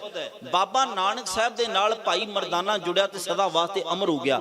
ਬਾਬਾ ਨਾਨਕ ਸਾਹਿਬ ਨੇ ਆਖਿਆ ਸੀ ਨਾ ਦੌਲਤ ਖਾਨ ਨੂੰ, ਤੇਰਾ ਮੋਦੀ ਖਾਨਾ ਨਹੀਂ ਚਲਾਉਣਾ। ਇਹ ਬੜਾ ਕੁਝ ਹੋਣ ਵਾਲਾ। ਇੱਕ ਦੀਵਾਰ ਦੇ ਉੱਤੇ ਰਬਾਬ ਟੰਗੀ ਹੋਈ, ਭਾਈ ਮਰਦਾਨਾ ਜੀ ਨੇ ਆਖਿਆ ਭਾਈ ਸਾਹਿਬ ਉਹ ਜਿਹੜੀ ਰਬਾਬ ਟੰਗੀ ਉਹ ਤਿਆਰ ਹੈ? ਭਾਈ ਫਰੰਦੇ ਆਖਿਆ ਬਿਲਕੁਲ ਤਿਆਰ ਹੈ। ਭਾਈ ਮਰਦਾਨੇ ਜੀ ਨੇ ਆਖਿਆ ਪੈਸੇ ਲਓ ਤੇ ਰਬਾਬ ਦੇ ਦਿਓ। ਭਾਈ ਫਰੰਦਾ ਕਹਿੰਦਾ ਨਾ ਭਾਈ, ਇਹ ਰਬਾਬ ਤੈਨੂੰ ਦੇਣ ਵਾਸਤੇ ਨਹੀਂ, ਇਹ ਮੈਂ ਵੇਚਣ ਵਾਸਤੇ ਨਹੀਂ ਬਣਾਈ। ਭਾਈ ਮਰਦਾਨਾ ਜੀ ਕਹਿੰਦੇ ਇਹਦੇ ਵਿੱਚ ਕੋਈ ਨੁਕਸ ਹੈ, ਕੋਈ ਖਰਾਬ ਹੈ, ਇਹ ਚੱਲਦੀ ਨਹੀਂ, ਵੱਜਦੀ ਨਹੀਂ, ਇਹਦੇ ਵਿੱਚ ਸੁਰ ਪੈਦਾ ਨਹੀਂ ਹੁੰਦੀ। ਭਾਈ ਫਰੰਦੇ ਆਖਿਆ ਜਿਹੜੀ ਸੁਰ ਇਹਦੇ ਵਿੱਚ ਪੈਦਾ ਹੁੰਦੀ ਸ਼ਾਇਦ ਕਿਤੇ ਨਾ ਹੁੰਦੀ ਹੋਵੇ। ਭਾਈ ਮਰਦਾਨੇ ਨੇ ਆਖਿਆ ਫਿਰ ਵੇਚਣ ਵਾਸਤੇ ਕਿਉਂ ਨਹੀਂ ਬਣਾਈ? ਤੇ ਭਾਈ ਫਰੰਦੇ ਨੇ ਆਖਿਆ ਭਾਈ ਮਰਦਾਨਾ ਜੀ ਨੂੰ, ਭਾਈ ਮਰਦਾਨਾ ਜੀ ਮੈਨੂੰ ਪਤਾ ਲੱਗਾ ਕਿ ਦੁਨੀਆ ਦਾ ਤਾਰਨ ਵਾਲਾ ਮਾਲਕ ਇਸ ਸੁਲਤਾਨਪੁਰ ਲੋਧੀ ਧਰਤੀ ਤੇ ਆਇਆ ਹੈ, ਇਹ ਮੈਂ ਉਹਦੀ ਭੇਟ ਕਰਨੀ। ਮੈਂ ਸੁਣਿਆ ਪਿਆਣ ਕਰਕੇ ਆਏ। ਗੁਰੂ ਨਾਨਕ ਪਾਤਸ਼ਾਹ ਇਸ਼ਨਾਨ ਕਰਨ ਚਲੇ ਗਏ। ਮੈਂ ਵਿਦਆਊਟ ਐਵੀਡੈਂਸ ਗੱਲ ਨਹੀਂ ਕਰਾਂਗਾ, ਜੇ ਦਾ ਜਵਾਬ ਚਾਹੀਦਾ ਹੋਵੇ ਮੇਰੇ ਕੋਲੋਂ ਲੈ ਲੈਣਾ।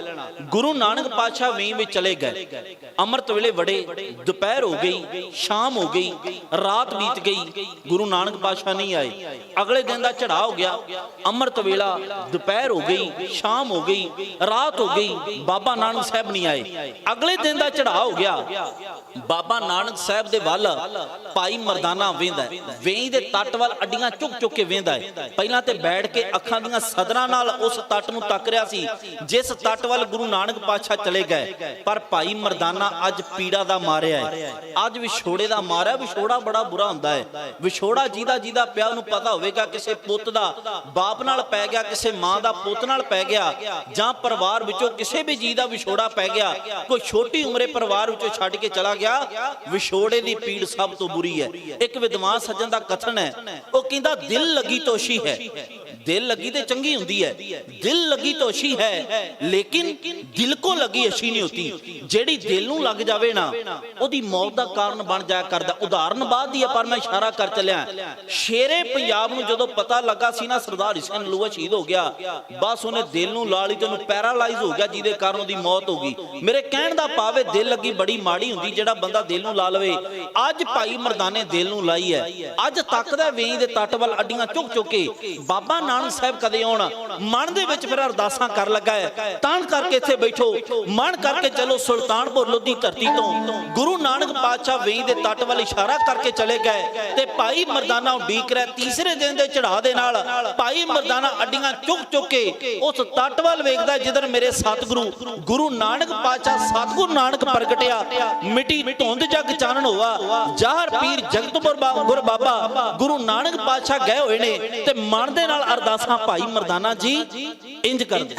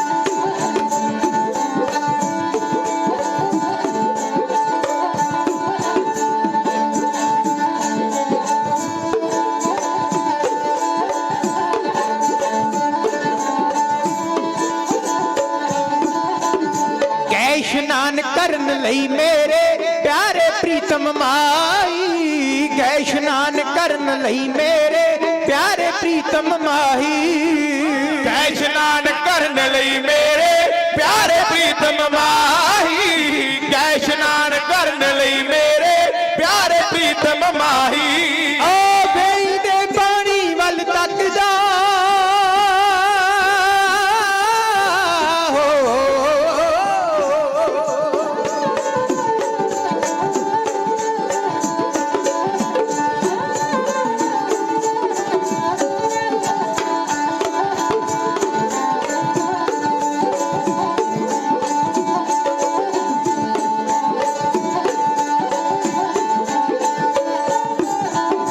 ਵੇਈ ਦੇ ਪਾਣੀ ਵੱਲ ਤੱਕਦਾ ਆਪਣੀ ਨਿਗਾਹ ਟਿਕਾਈ ਵੇਈ ਦੇ ਪਾਣੀ ਵੱਲ ਤੱਕਦਾ ਆਪਣੀ ਨਿਗਾਹ ਟਿਕਾਈ ਓ ਵੇਈ ਦੇ ਪਾਣੀ ਵੱਲ ਤੱਕਦਾ ਆਪਣੀ ਨਿਗਾਹ ਟਿਕਾਈ ਵੇਈ ਦੇ ਪਾਣੀ ਵੱਲ ਤੱਕਦਾ ਆਪਣੀ ਨਿਗਾਹ ਟਿਕਾਈ ਵੇਈ ਦੇ ਪਾਣੀ ਵੱਲ ਤੱਕਦਾ ਆਪਣੀ ਨਿਗਾਹ ਟਿਕਾਈ ਓ ਕਦੋਂ ਆਉਣਗੇ ਬਾਹਰ ਨਦੀ ਚੋਂ ਕਦੋਂ ਆਉਣਗੇ ਬਾਹਰ ਨਦੀ ਚੋਂ ਨਾਨਕ ਜੋਤ ਲਾਹੀ ਕਦੋਂ ਆਉਣਗੇ ਬਾਹਰ ਨਦੀ ਚੋਂ ਨਾਨਕ ਜੋਤ ਲਾਹੀ ਕਦੋਂ ਆਉਣਗੇ ਬਾਹਰ ਨਦੀ ਚੋਂ ਨਾਨਕ ਜੋਤ ਲਾਹੀ ਕਦੋਂ ਆਉਣਗੇ ਬਾਹਰ ਨਦੀ ਚੋਂ ਨਾਨਕ ਜੋਤ ਲਾਹੀ ਜਾਂਦੇ ਜਾਂਦੇ ਕਹਿ ਗਏ ਮੈਨੂੰ ਜਾਂਦੇ ਜਾਂਦੇ ਕਹਿ ਗਏ ਮੈਨੂੰ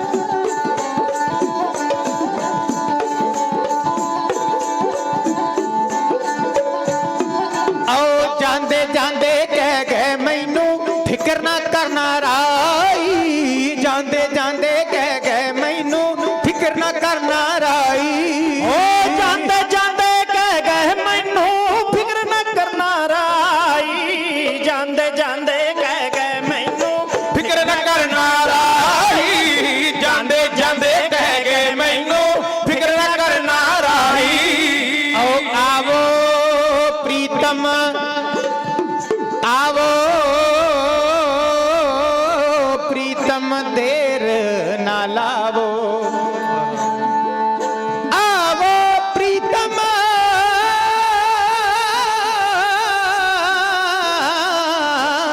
देर ना लावो आवो प्रीतम देर ना लावो जान लबा ते आई ते जान लबाते आई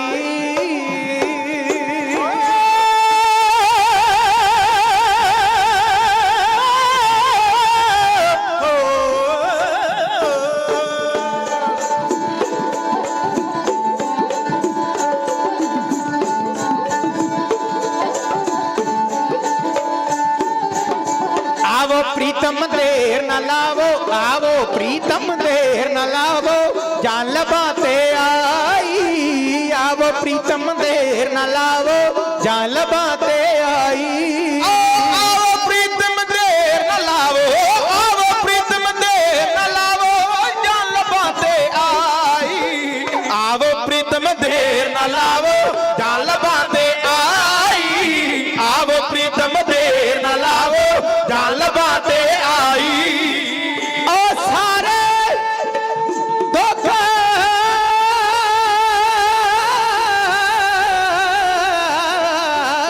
दुनिया दे मंदे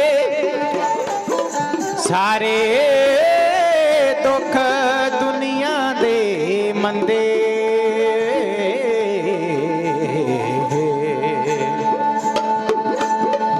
सारे दुख दुनिया दे मंदे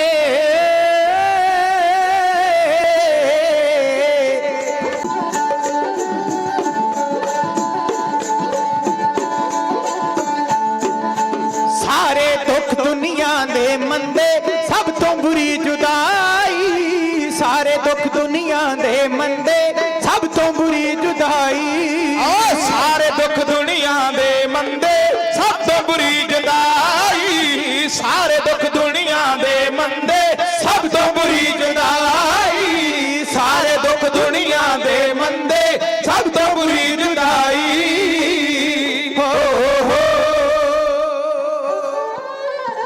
ਸੀਤਲ ਸਾਹਿਬ ਜੀ ਕਹਿੰਦੇ ਸਾਰੇ ਦੁੱਖ ਦੁਨੀਆ ਦੇ ਮੰਦੇ ਸਭ ਤੋਂ ਬੁਰੀ ਜੁਦਾਈ। ਹਕੀਕਤ ਹੈ ਜੇ ਕੋਈ ਸਭ ਤੋਂ ਵੱਡਾ ਦੁੱਖ ਹੈ, ਦੁਨੀਆ ਤੇ ਦੁੱਖ ਬੜੇ ਨੇ, ਪਰ ਸਭ ਤੋਂ ਵੱਡਾ ਦੁੱਖ ਵਿਛੋੜੇ ਦਾ ਹੈ, ਜੁਦਾਈ ਦਾ ਹੈ।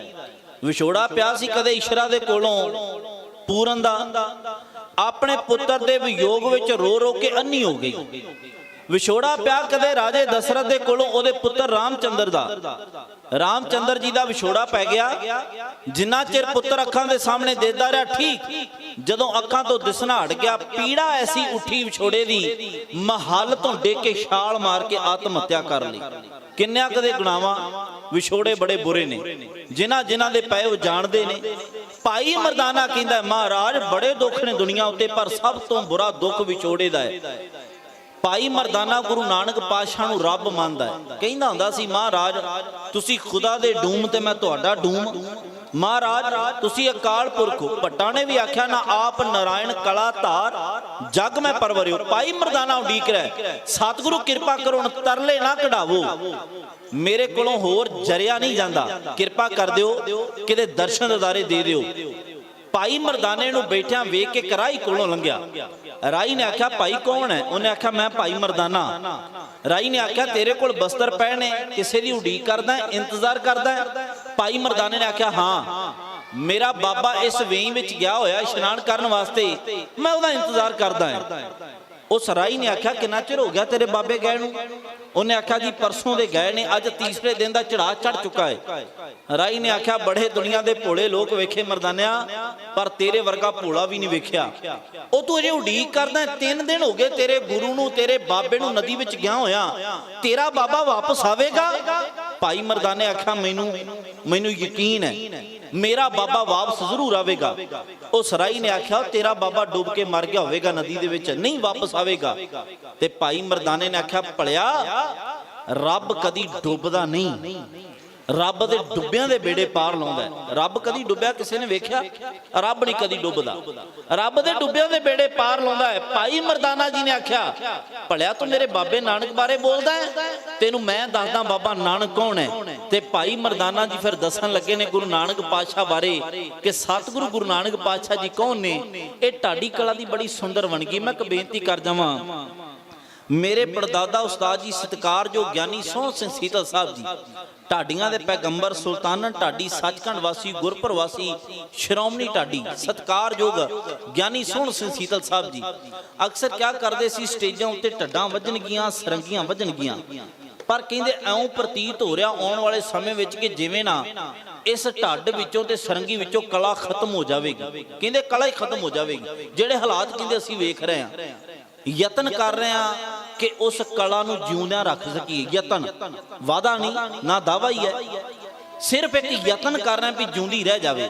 ਇਹਨੂੰ ਢਾਡੀ ਕਲਾ ਵਿੱਚ ਰਸਾਲੂ ਕਹਿੰਦੇ। ਰਸਾਲੂ ਬਾਬਾ ਜੀ ਬੜਾ ਸਤਿਕਾਰ ਕਰਦੇ ਨੇ ਢਾਡੀ ਕਲਾ ਦਾ। ਚੰਗੇ ਚੰਗੇ ਪ੍ਰਚਾਰਕ ਸਦਕੇ, ਚੰਗੇ ਚੰਗੇ ਢਾਡੀ ਅਤੇ ਸਦਕੇ ਉਹਨਾਂ ਦਾ ਬਣਦਾ ਸਨਮਾਨ ਵੀ ਕਰਦੇ ਨੇ, ਔਰ ਸੰਗਤ ਨੂੰ ਵੀ ਇਸ ਨਾਲ ਜੋੜਨ ਦੀ ਪ੍ਰੇਰਨਾ ਕਰਦੇ ਨੇ। ਇਹ ਰਸਾਲੂ ਹੋਂਦ ਵਿੱਚ ਕਿਵੇਂ ਆਇਆ? ਗਿਆਨੀ GS ਸਾਹਿਬ, ਗਿਆਨੀ ਤਰਲੋਕ ਸਿੰਘ ਜੀ ਨੇ ਇਸ ਦਾ ਹਵਾਲਾ ਦਿੱਤਾ ਹੈ। ਉਹ ਕਹਿੰਦੇ ਰਾਜਾ ਸਾਲ ਹੋਇਆ ਤੇ ਰਾਜੇ ਸਾਲ ਦਾ ਪੁੱਤਰ ਹੈ ਰਾਜਾ ਸਲਮਾਨ, ਜਿਨੇ ਸਿਆਲਕੋਟ ਦਾ ਕਿਲਾ ਤੇ ਇਲਾਕਾ ਤਿਆਰ ਕਰਵਾਇਆ। ਉਹਦੇ ਅੱਗੇ 16 ਪੁੱਤਰ ਹੋਏ, ਜੀ ਚੋਂ ਇੱਕ ਦਾ ਨਾਮ ਪੂਰਨ ਹੈ, ਇੱਕ ਦਾ ਰਸਾਲੂ ਹੈ। ਪੂਰਨ ਇਸ ਕਲਾ ਤੇ ਗਾਇਆ ਜਾਂਦਾ ਹੈ, ਪਰ ਅੱਜ ਦੇ ਅੰਗ ਦਾ ਵਿਸ਼ਾ ਨਹੀਂ। ਔਰ ਰਸਾਲੂ ਸਿੰਘ ਗਾਉਣ ਲੱਗੇ ਨੇ।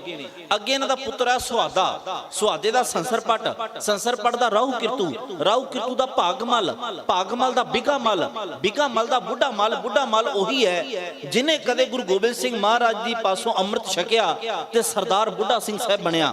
ਸਰਦਾਰ ਬੁੱਢਾ ਸਿੰਘ ਦੇ ਅੱਗੇ 2 ਸੁਪੁੱਤਰ ਹੋਏ, ਇੱਕ ਚੰਦਾ ਸਿੰਘ, ਇੱਕ ਨੌ ਸਿੰਘ। ਚੰਦਾ ਸਿੰਘ ਦੀ ਔਲਾਦ ਹੈ ਸੰਧਾ ਵਾਲੀਏ ਤੇ ਨੌ ਸਿੰਘ ਦੀ ਔਲਾਦ ਹੈ ਸ਼ੁਕਰ ਚੱਕੀਏ। ਸਰਦਾਰ ਨੌ ਸਿੰਘ ਦਾ ਸੁਪੁੱਤਰ ਹੈ ਸਰਦਾਰ ਸਰਦਾਰ ਚੜ੍ਹ ਸਿੰਘ ਸ਼ੁਕਰ ਚੱਕੀਆ, ਸਰਦਾਰ ਚੜ੍ਹ ਸਿੰਘ ਦਾ ਸੁਪੁੱਤਰ ਹੈ ਸਰਦਾਰ ਮਾਹ ਸਿੰਘ ਸ਼ੁਕਰ ਚੱਕੀਆ, ਅਤੇ ਸਰਦਾਰ ਮਾਹ ਸਿੰਘ ਦਾ ਸੁਪੁੱਤਰ ਹੈ ਸ਼ੇਰੇ ਪੰਜਾਬ ਮਹਾਰਾਜਾ ਰਣਜੀਤ ਸਿੰਘ। ਅੱਗੇ ਦੇ 7 ਪੁੱਤਰ ਹੋਏ, ਖੜਕ ਸਿੰਘ, ਸ਼ੇਰ ਸਿੰਘ, ਤਾਰਾ ਸਿੰਘ, ਮੁਲਤਾਨਾ ਸਿੰਘ, ਦਲੀਪ ਸਿੰਘ, ਕਸ਼ਮੀਰਾ ਸਿੰਘ ਤੇ ਪਿਸ਼ੌਰਾ ਸਿੰਘ। ਇਹਦੇ ਵੱਡ ਵਡੇਰਿਆਂ ਵਿੱਚੋਂ ਗਾਈ ਜਾਣ ਵਾਲੀ ਢਾਡੀ ਕਲਾ ਦੀ ਕਲਾਸਿਕ ਨਜ਼ਮ ਜਿਸ ਨੂੰ ਰਸਾਲੂ ਕਿਹਾ ਜਾਂਦਾ ਹੈ, ਸਿੰਘ ਗਾਉਣ ਲੱਗੇ ਨੇ। ਆਪਣੇ ਮਨ ਦੀ ਬਿਰਤੀ ਨੂੰ ਫਿਰ ਜੋੜਨ ਦਾ ਯਤਨ ਕਰਿਓ।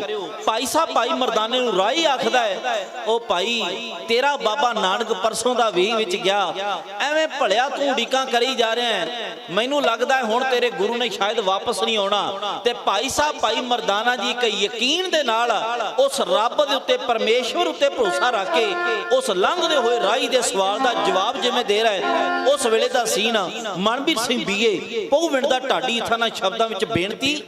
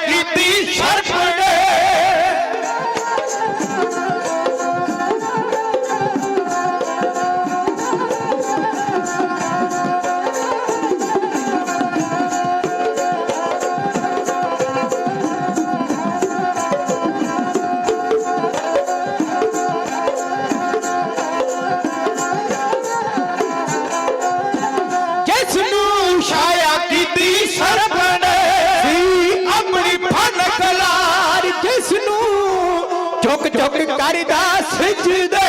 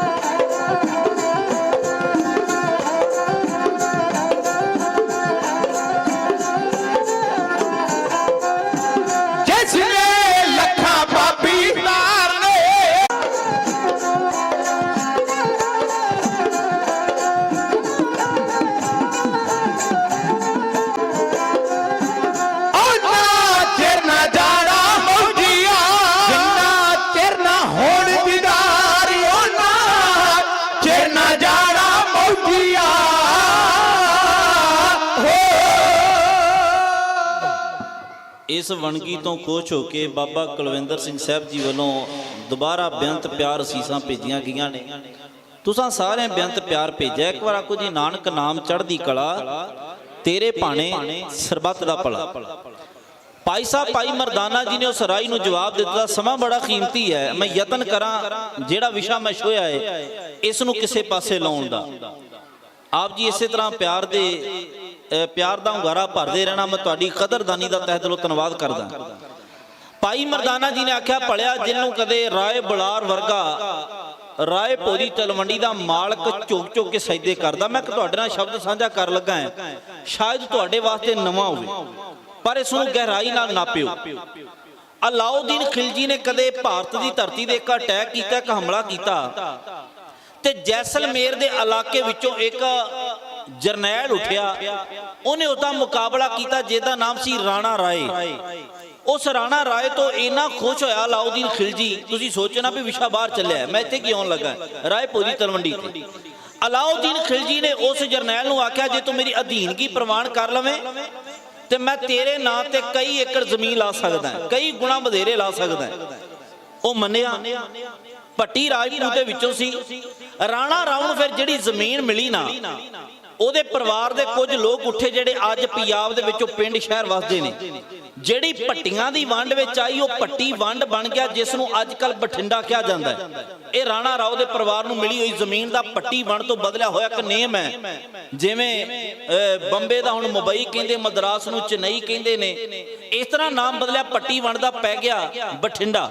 ਆ ਬਟਾਲਾ ਵੀ ਇੱਥੋਂ ਤੱਕ ਇਤਿਹਾਸ ਗਵਾਹੀ ਭਰਦਾ ਵੀ ਉਸੇ ਭੱਟੀਆਂ ਦੀ ਵੰਡ ਵਿੱਚ ਆਇਆ ਹੋਇਆ ਸ਼ਹਿਰ ਹੈ। ਕੁਝ ਪਰਿਵਾਰ ਰਾਣਾ ਰਾਓ ਦਾ ਉੱਠਿਆ, ਉਸਨੇ ਇੱਕ ਹੋਰ ਪਿੰਡ ਵਸਾਇਆ ਜਿਹਨੂੰ ਭੱਟੇ ਵਿੰਡ ਕਿਹਾ ਜਾਂਦਾ ਸੀ। ਅੱਜ ਕੱਲ ਉਸ ਪਿੰਡ ਨੂੰ ਪੱਠੇ ਵਿੰਡ ਕਿਹਾ ਜਾਂਦਾ ਹੈ। ਇਹ ਪੱਠੇ ਵਿੰਡ ਗੁਰੂ ਨਾਨਕ ਪਾਤਸ਼ਾਹ ਦੇ ਵਡੇਰਿਆਂ ਦਾ ਪਿੰਡ ਹੈ। ਇਸ ਪਿੰਡ ਦੇ ਵਿੱਚ ਇੱਕ ਮਾਲਕ ਰਹਿੰਦਾ ਜਿਹਦਾ ਨਾਂ ਰਾਏ ਭੋਏ। ਰਾਏ ਭੋਏ ਨੂੰ ਜਦੋਂ ਜ਼ਮੀਨ ਅੱਜ ਕੱਲ ਜਿਹੜਾ ਪਾਕਿਸਤਾਨ ਹੈ, ਜ਼ਿਲ੍ਹਾ ਸ਼ੇਖੂਪੁਰਾ ਵਿੱਚ, ਉਸ ਪਾਕਿਸਤਾਨ ਦੇ ਵਿੱਚ ਜਦੋਂ ਇਸ ਨੂੰ ਜ਼ਮੀਨ ਮਿਲੀ, ਅੱਜ ਦੇ ਪਾਕਿਸਤਾਨ, ਉਦੋਂ ਭਾਰਤ ਪਾਕਿਸਤਾਨ ਦੀ ਕੋਈ ਵੰਡ ਨਹੀਂ ਸੀ, ਉੱਥੇ ਜਿਹੜੀ ਰਾਏ ਭੋਏ ਨੂੰ ਜ਼ਮੀਨ ਮਿਲੀ ਨਾ, ਉਹਦਾ ਨਾਮ ਰੱਖਿਆ ਗਿਆ ਰਾਏ ਭੋਜੀ ਤਲਵੰਡੀ। ਤਲਵੰਡੀ ਦਾ ਕੋਈ ਭਾਵ ਤੁਸੀਂ ਵੇਖੋ ਕਦੇ ਝਾਤੀ ਮਾਰ ਕੇ, ਪੰਜਾਬ ਵਿੱਚ ਬੜੀਆਂ ਤਲਵੰਡੀਆਂ ਨੇ। ਉਹਨਾਂ ਤਲਵੰਡੀਆਂ ਦੇ ਜਾਂ ਤੇ ਨਾਮ ਨਾਲ ਪਹਿਲਾਂ ਕੁਝ ਲੱਗਾ ਹੁੰਦਾ ਹੈ ਤੇ ਜਾਂ ਬਾਅਦ ਵਿੱਚ, ਜਿਵੇਂ ਸਾਬੋ ਕੀ ਤਲਵੰਡੀ, ਤਲਵੰਡੀ ਚੌਧਰੀਆਂ, ਤਲਵੰਡੀ ਬੁੱਧ ਸਿੰਘ, ਤਲਵੰਡੀ ਸੋਭਾ ਸਿੰਘ, ਇਹ ਤਾਦਕ ਤਲਵੰਡੀਆਂ ਦੇ ਨਾਮ ਨਾਲ ਕੁਝ ਲੱਗਾ ਹੈ। ਤਲ ਦਾ ਭਾਵ ਹੈ ਜ਼ਮੀਨ ਤੇ ਵੰਡੀ ਦਾ ਭਾਵ ਹੈ ਜਿਹੜੀ ਵੰਡ ਵਿੱਚ ਆਈ। ਤਲ ਦਾ ਭਾਵ ਜ਼ਮੀਨ ਤੇ ਵੰਡੀ ਦਾ ਭਾਵ ਜਿਹੜੀ ਵੰਡ ਵਿੱਚ ਆ ਗਈ। ਰਾਏ ਭੋਏ ਨੂੰ ਜਿਹੜੀ ਜ਼ਮੀਨ ਵੰਡ ਵਿੱਚ ਆਈ ਨਾ, ਉਹਦਾ ਨਾਮ ਪੈ ਗਿਆ ਰਾਏ ਭੋਏ ਦੀ ਤਲਵੰਡੀ। ਉਸ ਰਾਏ ਭੋਏ ਦੀ ਤਲਵੰਡੀ ਦੇ ਕਦੇ ਗੁਰੂ ਨਾਨਕ ਪਾਤਸ਼ਾਹ ਦੇ ਵਡੇਰੇ ਗਏ। ਇਹਨੇ ਇਸ ਘਰ ਦੇ ਪਟਵਾਰੀ ਸ਼ਿਵ ਰਾਮ ਜੀ ਤੋਂ ਸ਼ੁਰੂ ਹੋਏ ਤੇ ਬਾਬਾ ਕਲਿਆਣ ਦਾਸ ਜੀ, ਮਹਿਤਾ ਕਾਲੂ ਜੀ ਤੱਕ ਆਏ ਤੇ ਗੁਰੂ ਨਾਨਕ ਪਾਤਸ਼ਾਹ ਦਾ ਪ੍ਰਕਾਸ਼ ਫਿਰ ਸਤਿਕਾਰਯੋਗ ਮਹਿਤਾ ਕਾਲੂ ਜੀ ਦੇ ਘਰ ਹੋਇਆ। ਮੈਂ ਬੇਨਤੀ ਕਰਨੀ ਚਾਹੁੰਦਾ ਸਾਂ, ਜਿਹੜੀ ਰਾਏ ਭੋਜੀ ਤਲਵੰਡੀ ਹੈ ਨਾ, ਉਹ ਪਹਿਲਾਂ ਰਾਏ ਭੋਜੀ ਤਲਵੰਡੀ ਵੱਜਦੀ ਸੀ। ਵੇਖੋ ਬਾਕੀ ਤਲਵੰਡੀਆਂ ਉਸੇ ਤਰ੍ਹਾਂ ਹੀ ਰਹਿ ਗਈਆਂ, ਪਰ ਜਿੱਥੇ ਮੇਰੇ ਗੁਰੂ ਨਾਨਕ ਪਾਤਸ਼ਾਹ ਦਾ ਪ੍ਰਕਾਸ਼ ਹੋ ਗਿਆ, ਉਹ ਨਾਨਕ ਆਣਾ ਸਾਹਿਬ ਹੋ ਗਿਆ ਤੇ ਨਨਕਾਣਾ ਸਾਹਿਬ ਨਿਬੜ ਗਿਆ। ਉਹ ਨਨਕਾਣਾ ਸਾਹਿਬ ਅੱਜ ਸਾਰੇ ਸੇ ਕਹਿੰਦੇ ਨੇ। ਭਾਈ ਮਰਦਾਨਾ ਜੀ ਨੇ ਆਖਿਆ, ਭਲਿਆ ਤੂੰ ਜਾਣਦਾ ਨਹੀਂ, ਜਿਸ ਰਾਏ ਭੋਏ ਦਾ ਮਾਲਕ ਰਾਏ ਬੁਲਾਰ ਵੀ ਮੇਰੇ ਬਾਬਾ ਸਾਹਿਬ ਨੂੰ ਚੁੱਕ ਚੁੱਕ ਕੇ ਸਜਦੇ ਕਰਦਾ, ਉਹਨੂੰ ਦੁਨੀਆ ਦੀ ਕੋਈ ਸ਼ਕਤੀ ਡੁਬੋ ਨਹੀਂ ਸਕਦੀ। ਉਹ ਤੇ ਡੁੱਬਿਆ ਨੂੰ ਤਾਰਨ ਆਇਆ, ਉਹਨੂੰ ਕੌਣ ਡੁਬੋ ਲਵੇਗਾ। ਗੁਰੂ ਨਾਨਕ ਪਾਤਸ਼ਾਹ ਦੇ ਪਰਛਾਏ ਨੇ ਸ਼ਬਦ ਕਹਿ ਰਾਹੀ ਚਲਾ ਗਿਆ। ਇਹਨੇ ਜਿਹਨੂੰ ਭਾਈ ਮਰਦਾਨਾ ਅੱਡੀਆਂ ਚੁੱਕ ਚੁੱਕ ਕੇ ਵੇਂਦਾ ਹੈ, ਪਾਣੀ ਵਿੱਚ ਹਿਲਜੁਲ ਹੋਈ ਤੇ ਭਾਈ ਮਰਦਾਨੇ ਨੂੰ ਹੌਸਲਾ ਆਇਆ, ਜਾਨ ਵਿੱਚ ਜਾਨ ਆਈ। ਜਾਂ ਪਾਣੀ ਵਿੱਚੋਂ ਨਿਕਲਦੇ ਨਿਕਲਦੇ ਸਤਿਗੁਰੂ ਨਾਨਕ ਪਾਤਸ਼ਾਹ ਨੇ ਆਪਣੀ ਪਾਵਨ ਅਸਰਾਂ ਤੋਂ ਕੋਈ ਸ਼ਬਦ ਉਚਾਰਿਆ। ਸਤਿਗੁਰੂ ਜੀ ਕਹਿੰਦੇ, ਨਾ ਹਮ ਹਿੰਦੂ ਨਾ ਮੁਸਲਮਾਨ, ਅਸੀਂ ਨਾ ਹੀ ਹਿੰਦੂ ਆ ਤੇ ਨਾ ਹੀ ਮੁਸਲਮਾਨ ਆ। ਲੋਕ ਇਕੱਠੇ ਹੋ ਗਏ, ਚਰਚਾ ਦਾ ਵਿਸ਼ਾ ਬਣ ਗਿਆ। ਹਿੰਦੂ ਧਰਮ ਦੇ ਦੋ ਹੀ ਧਰਮ ਮਸ਼ਹੂਰ ਸਨ ਉਸ ਵੇਲੇ, ਇੱਕ ਹਿੰਦੂਆਂ ਦਾ, ਇੱਕ ਮੁਸਲਮਾਨਾਂ ਦਾ, ਇੱਕ ਇਸਲਾਮ ਧਰਮ ਤੇ ਇੱਕ ਹਿੰਦੂ ਧਰਮ। ਹਿੰਦੂ ਧਰਮ ਦੇ ਲੋਕ ਇਕੱਠੇ ਹੋ ਕੇ ਬਾਬਾ ਨਾਨਕ ਜੀ ਦੇ ਕੋਲ ਗਏ। ਜਾ ਕੇ ਆਖਿਆ ਕਿ ਬਾਬਾ ਨਾਨਕ ਸਾਹਿਬ, ਤੂੰ ਹਿੰਦੂ ਧਰਮ ਨੂੰ ਨਹੀਂ ਮੰਨਦਾ, ਤੂੰ ਮੂਰਤੀਆਂ ਨੂੰ ਨਹੀਂ ਮੰਨਦਾ, ਭਗਵਾਨ ਨੂੰ ਨਹੀਂ ਮੰਨਦਾ। ਤੇ ਗੁਰੂ ਨਾਨਕ ਪਾਤਸ਼ਾਹ ਨੇ ਜਵਾਬ ਦਿੱਤਾ ਨਹੀਂ। ਉਹਨੇ ਆਖਿਆ ਮੈਂ ਉਹਨਾਂ ਮੂਰਤੀਆਂ ਨੂੰ ਨਹੀਂ ਮੰਨਦਾ। ਤੇ ਉਹਨਾਂ ਪੁੱਛਿਆ ਫਿਰ ਜੇ ਤੂੰ ਨਹੀਂ ਮੰਨਦਾ ਤਾਂ ਸਾਨੂੰ ਇੱਕ ਗੱਲ ਦਾ ਤੇ ਜਵਾਬ ਦੇ, ਆ ਜੋ ਆਪਣੀ ਰਸਨਾ ਤੋਂ ਕੁਝ ਗਾ ਰਿਹਾ ਹੈ ਇਹ ਕਿਹਨੂੰ ਯਾਦ ਕਰਕੇ ਗਾਉਣਾ ਹੈ? ਜੇ ਤੂੰ ਨਹੀਂ ਮੰਨਦਾ ਤੇ ਕਿਹਨੂੰ ਯਾਦ ਕਰਕੇ ਗਾਉਣਾ ਹੈ? ਕੋਈ ਹੈ ਤੇਰਾ ਰੱਬ? ਤੇ ਗੁਰੂ ਨਾਨਕ ਪਾਤਸ਼ਾਹ ਨੇ ਬੜਾ ਪਿਆਰਾ ਜਵਾਬ ਦਿੱਤਾ। ਸਤਿਗੁਰੂ ਕਹਿੰਦੇ ਮੈਂ ਉਹਨੂੰ ਗਾਉਣਾ ਹਾਂ, ਗਾਵਣ ਤੁਧਨੋਂ ਰਤਨ ਉਪਾਏ ਤੇਰੇ 68 ਤੀਰਥ ਨਾਲੇ। ਪਾਤਸ਼ਾਹ ਕਹਿੰਦੇ ਜਿਹਨੂੰ 68 ਤੀਰਥ ਗਾਉਂਦੇ ਨੇ ਨਾ, 68 ਤੀਰਥ ਓੰਕਾਰ, ਅਯੁੱਧਿਆ, ਅਵੰਤਕਾ, ਅਰਾਵਤੀ, ਸ਼ਤਰਦਾਰ, ਸਰਸਵਤੀ, ਸਰਯੂ, ਸਿੰਧ, ਸ਼ਿਪਰਾ, ਸ਼ੋਣ, ਸ਼੍ਰੀ ਸ਼ੈਲ, ਸ਼੍ਰੀ ਰੰਗ, ਹਰਦੁਆਰ, ਕਪਾਲ ਮੋਚਨ, ਕੱਪ, ਲੁਧਕ, ਕਾਂਚੀ, ਕਾਂਚੀ, ਕਲੰਜਰ, ਕਵੇਰੀ, ਕੁਰਖੇਤਰ, ਕੇਦਾਰਨਾਥ, ਗੋਆ, ਗੋਕਰਨ, ਗੋਮਤੀ, ਗੋਦਾਵਰੀ, ਗਵਰਧਨ, ਗੰਗਾ ਸਾਗਰ, ਗੰਡਕਾ, ਕਰਕਰਾ, ਚਰਮਨਵਤੀ, ਚਿਤਰੂਕੋਟ, ਚੰਦਰਪੰਗ, ਜਵਾਲਾਮੁਖੀ, ਜਗਨਨਾਥ, ਤਾਪਤੀ, ਤਾਮਰਪ੍ਰਾਣੀ, ਤੁੰਗ ਭਦਰਾ, ਦਵਾਰਕਾ, ਦਿਸ਼ਾਸਮੇਧ, ਦ੍ਰਿਸ਼ਦਵਤੀ, ਧਾਰਾ, ਨਰਮਦਾ, ਨੈਮਿਸ, ਨਾਗ ਤੀਰਥ, ਪ੍ਰਿਤੂਦਕ, ਪੁਸ਼ਕਰ, ਪਰਿਯਾਗ, ਪਾਦਰੇਸ਼ਵਰ, ਭੀਮੇਸ਼ਵਰ, ਪ੍ਰਿਗ, ਤੁੰਗ, ਮਹਾਕਾਲ, ਮਹਾਬੋਧ, ਮਥਰਾ, ਮਾयापुरी, मानसरोवर, मंदाकिनी, वित्सता, विंध्या, व्यासमिल, वेश्वर, वेत्रवती, यमुना, रमेश्वर, बद्रीनाथ। महाराज कहते जिन्हों 68 तीर्थ गाਉਂਦੇ ना, नानक भी उसे गाई जा रहा, नानक भी उसे गा रहा। ते पातशाह इत्थों तक कह दिता होर केते तुधनों गावन से मैं चेतन आवन। नानक क्या विचारे, नानक दी की विचार कर सकदा कि रब्बा तेनू कौन कौन गाउंदा है? ਇਹ ਗੱਲ ਚਰਚਾ ਦਾ ਵਿਸ਼ਾ ਬਣੀ ਤੇ ਸੁਲਤਾਨਪੁਰ ਦੇ ਨਵਾਬ ਦੌਲਤ ਖਾਨ ਦੇ ਕੰਨੀ ਪਹੁੰਚ ਗਈ। ਨਵਾਬ ਦੌਲਤ ਖਾਨ ਨੇ ਨੌਕਰ ਭੇਜਿਆ, ਗੁਰੂ ਨਾਨਕ ਪਾਤਸ਼ਾਹ ਨੂੰ ਬੁਲਾਓ। ਪਾਤਸ਼ਾਹ ਨੇ ਉਸ ਨੌਕਰ ਨੂੰ ਆਖਿਆ ਨਾ ਭਾਈ, ਜਿੰਨਾ ਚਿਰ ਨਵਾਬ ਦੇ ਨੌਕਰ ਸਾਂ ਉਹਦਾ ਹੁਕਮ ਮੰਨਿਆ, ਹੁਣ ਅਸੀਂ ਨਿਰੰਕਾਰ ਦੇ ਨੌਕਰ ਹਾਂ, ਹੁਣ ਅਸੀਂ ਉਹਦਾ ਹੁਕਮ ਨਹੀਂ ਮੰਨਾਂਗੇ। ਦੁਬਾਰਾ ਸਰਵੈਂਟ ਭੇਜਿਆ, ਜਾਓ ਜਾ ਕੇ ਬਾਬਾ ਨਾਨਕ ਸਾਹਿਬ ਨੂੰ ਬੇਨਤੀ ਕਰੋ, ਅਰਜ਼ ਗੁਜ਼ਾਰੋ ਕਿ ਨਵਾਬ ਦੌਲਤ ਖਾਨ ਤੁਹਾਨੂੰ ਹਾਕਮ ਬਣ ਕੇ, ਮਾਲਕ ਬਣ ਕੇ ਹੁਕਮ ਨਹੀਂ ਦੇ ਰਿਹਾ, ਨਵਾਬ ਬਣ ਕੇ ਹੁਕਮ ਨਹੀਂ ਦੇ ਰਿਹਾ, ਸਗੋਂ ਬੇਨਤੀ ਕਰ ਰਿਹਾ ਕਿ ਮੇਰਾ ਵੀ ਡੁੱਬਦਾ ਹੋਇਆ ਬੇੜਾ ਪਾਰ ਕਰ ਦਿਓ। ਗੁਰੂ ਨਾਨਕ ਪਾਤਸ਼ਾਹ ਗਏ, ਜਾਂਦਿਆਂ ਸਾਰ ਸਤਿਗੁਰਾਂ ਨੇ ਇੱਕ ਸ਼ਬਦ ਆਖਿਆ। ਮਹਾਰਾਜ ਕਹਿੰਦੇ ਬੋਲ ਭਾਈ ਦੌਲਤ ਖਾਨ ਸਤ ਕਰਤਾਰ। ਲੋਕ ਬੜੇ ਹੈਰਾਨ ਨੇ, ਕਿਉਂਕਿ ਜਿਹੜੇ ਪੂਛਾਂ ਮਾਰਨ ਵਾਲੇ ਹੁੰਦੇ ਨਾ, ਉਹਨਾਂ ਨੂੰ ਫਿਕਰ ਬੜਾ ਹੁੰਦਾ ਵੀ ਕਦੇ ਨਵਾਬ ਦੀ ਇਹ ਹੁਕਮ ਦੂਲੀ ਵਿੱਚ ਕੋਈ ਅਧੂਰਾ ਪਾਨਾ ਰਹਿ ਜਾਵੇ, ਕੋਈ ਵਿਘਨ ਨਾ ਪੈ ਜਾਵੇ। ਉਹ ਬੜੇ ਚੁਣ ਕੇ ਸ਼ਬਦ ਲੱਭਣਗੇ, ਨਵਾਬ ਸਾਹਿਬ ਅੰਨਦਾਤਾ, ਹਜ਼ੂਰੇ ਅਨਵਰ ਦੀਨ, ਦੁਨੀਆ ਦੇ ਮਾਲਕ। ਲੋਕ ਵਿਚਾਰ ਹੈ ਵੀ ਬਾਬਾ ਨਾਨਕ ਜੀ ਨੇ ਕੁਝ ਵੀ ਨਹੀਂ ਆਖਿਆ, ਜੇ ਨਵਾਬ ਨੂੰ ਆਖਿਆ ਤੇ ਇਹਨਾਂ ਹੀ ਆਖਿਆ ਭਾਈ। ਤੇ ਅੱਗੋਂ ਵੇਖੋ ਨਵਾਬ ਕੀ ਕਹਿੰਦਾ ਗੁਰੂ ਨਾਨਕ ਪਾਤਸ਼ਾਹ ਨੂੰ। ਪਰ ਇਹ ਸਤਿਗੁਰਾਂ ਦੀ ਪਾਵਨ ਰਸਨਾ ਤੋਂ ਨਿਕਲਿਆ ਬੋਲ ਅਨਿਆਲੇ ਤੀਰ ਵਾਂਗ ਉਹਨਾਂ ਦੀ ਰਸਨਾ ਤੋਂ ਨਿਕਲਿਆ, ਜਿਹੜਾ ਨਵਾਬ ਦੀ ਛਾਤੀ ਵਿੰਨ ਕੇ ਸੁੱਟ ਗਿਆ। ਨਵਾਬ ਨੇ ਆਖਿਆ ਮਹਾਰਾਜ, ਮੈਂ ਸੁਣਿਆ ਤੁਸੀਂ ਕਹਿੰਦੇ ਹੋ ਮੈਂ ਹਿੰਦੂ ਨਹੀਂ, ਮੈਂ ਮੁਸਲਮਾਨ ਨਹੀਂ, ਤੇ ਨਾਨਕ ਕੁਝ ਤੇ ਹੋਵੇਗਾ ਨਾ। ਨਾਨਕ ਕੌਣ ਹੈ, ਸਾਨੂੰ ਦੱਸ ਸਕਦੇ ਹੋ ਕਿਰਪਾ ਕਰਕੇ? ਜੇ ਤੁਸੀਂ ਰਾਮ ਨੂੰ ਨਹੀਂ ਮੰਨਦੇ, ਅੱਲਾ ਨੂੰ ਨਹੀਂ ਮੰਨਦੇ, ਭਗਵਾਨ ਨੂੰ ਨਹੀਂ ਮੰਨਦੇ, ਤੁਸੀਂ ਕੌਣ ਹੋ? ਕੀ ਕਹਿਣਾ ਚਾਹੁੰਦੇ ਹੋ? ਤੁਹਾਡਾ ਪੈਗਾਮ ਕੀ ਹੈ? ਕੀ ਪੈਗੰਬਰ ਇਲਾਹੀ ਕਹਿਣਾ ਚਾਹੁੰਦੇ ਹੋ? ਤੇ ਗੁਰੂ ਨਾਨਕ ਪਾਤਸ਼ਾਹ ਨੇ ਆਖਿਆ ਭਾਈ ਦੌਲਤ ਖਾਨ, ਤੂੰ ਬੜਾ ਉਤਾਵਲਾ ਆਇਆ, ਨਾਨਕ ਦੇ ਕੋਲੋਂ ਸੁਣ ਲਈ ਕਿ ਨਾਨਕ ਕੌਣ ਹੈ। ਉਹਨੇ ਆਖਿਆ ਹਾਂ ਮਹਾਰਾਜ, ਇਹ ਚਰਚਾ ਦਾ ਵਿਸ਼ਾ ਬਣ ਗਿਆ ਸੁਲਤਾਨਪੁਰ ਲੋਧੀ ਧਰਤੀ ਦੇ ਕਿ ਬਾਬਾ ਨਾਨਕ ਸਾਹਿਬ ਨੇ ਸ਼ਬਦ ਵਰਤ ਦਿੱਤਾ ਹੈ, ਨਾ ਹਮ ਹਿੰਦੂ ਨਾ ਮੁਸਲਮਾਨ। ਤੇ ਸਤਿਗੁਰ ਸੱਚੇ ਪਾਤਸ਼ਾਹ ਨੇ ਆਖਿਆ ਭਾਈ ਦੌਲਤ ਖਾਨ, ਤੂੰ ਸੁਣਨਾ ਚਾਹਣਾ ਨਾਨਕ ਕੌਣ ਹੈ? ਤੇ ਸਤਿਗੁਰ ਸੱਚੇ ਪਾਤਸ਼ਾਹ ਫਿਰ ਬਚਨ ਉਚਾਰਿਆ, ਸਤਿਗੁਰ ਨਾਨਕ ਦੇਵ ਨੇ ਇਉਂ ਬਚਨ ਉਚਾਰਿਆ।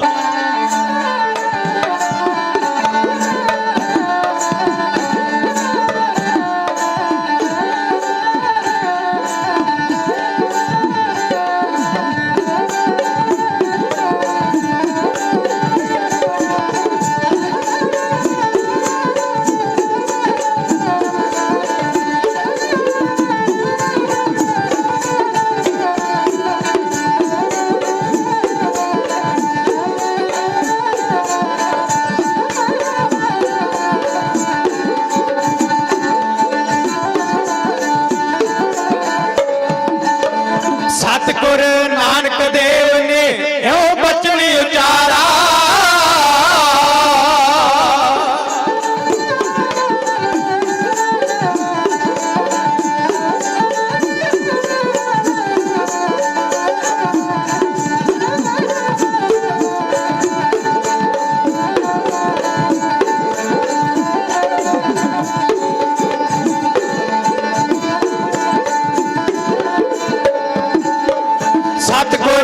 ਨਾਨਕ ਦੇਵ ਨੇ ਇਉਂ ਬਚਨ ਉਚਾਰਾ,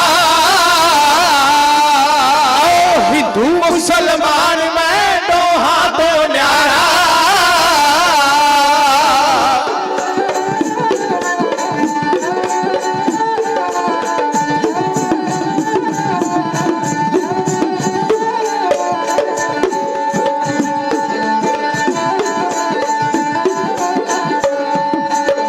ਹਿੰਦੂ ਮੁਸਲਮਾਨ ਮੈਂ ਦੋਹਾਂ ਤੋਂ ਨਿਆਰਾ, ਨਾ ਇੱਕ ਨਿਗਦਾ ਦੂਸਰਾ ਨਾ ਦੁੱਪਰ ਯਾਰਾ।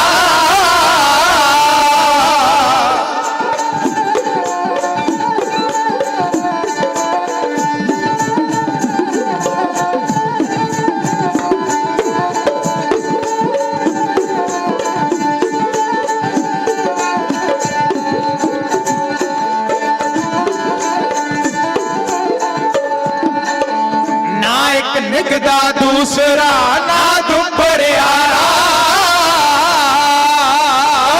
ਹਰ ਵਿੱਚ ਹਰ ਹੈ ਵਰਤਦਾ ਹਰ ਥਾਂ ਕਰਤਾਰਾ।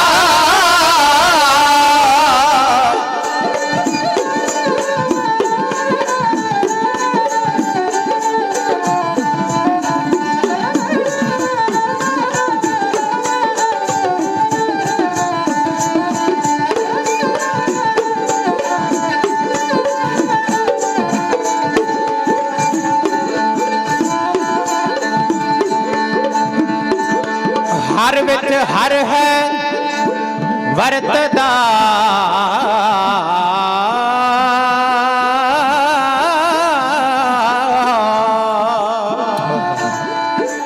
ਹਰ ਵਿੱਚ ਹਰ ਹੈ ਵਰਤਦਾ ਹਰ ਥਾਂ ਕਰਤਾਰਾ। ਨਿਰਗੁਣ ਸਾਰੇ ਗੁਣ ਆਪ ਹੀ, ਨਿਰਗੁਣ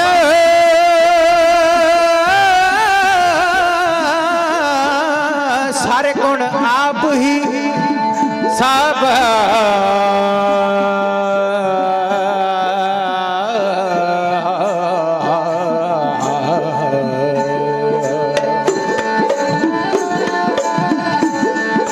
ਨਿਰਗੁਣ ਸਾਰੇ ਗੁਣ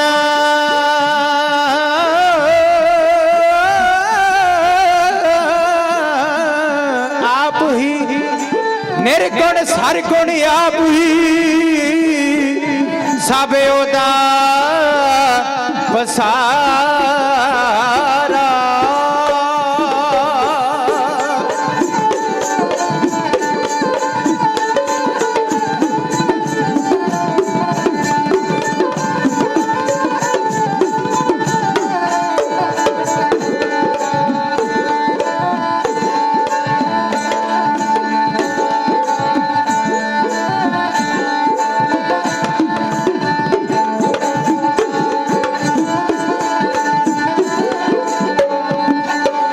ਨਿਰਗੁਣ ਸਰਗੁਣ ਆਪ ਹੀ ਸਭ ਉਹਦਾ ਪਸਾਰਾ,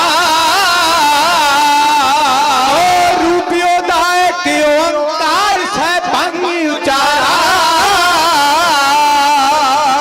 ਰੂਪਿਓ ਦਾ ਇੱਕ ਓੰਕਾਰ ਸਹਿਬੰਗ ਉਚਾਰਾ।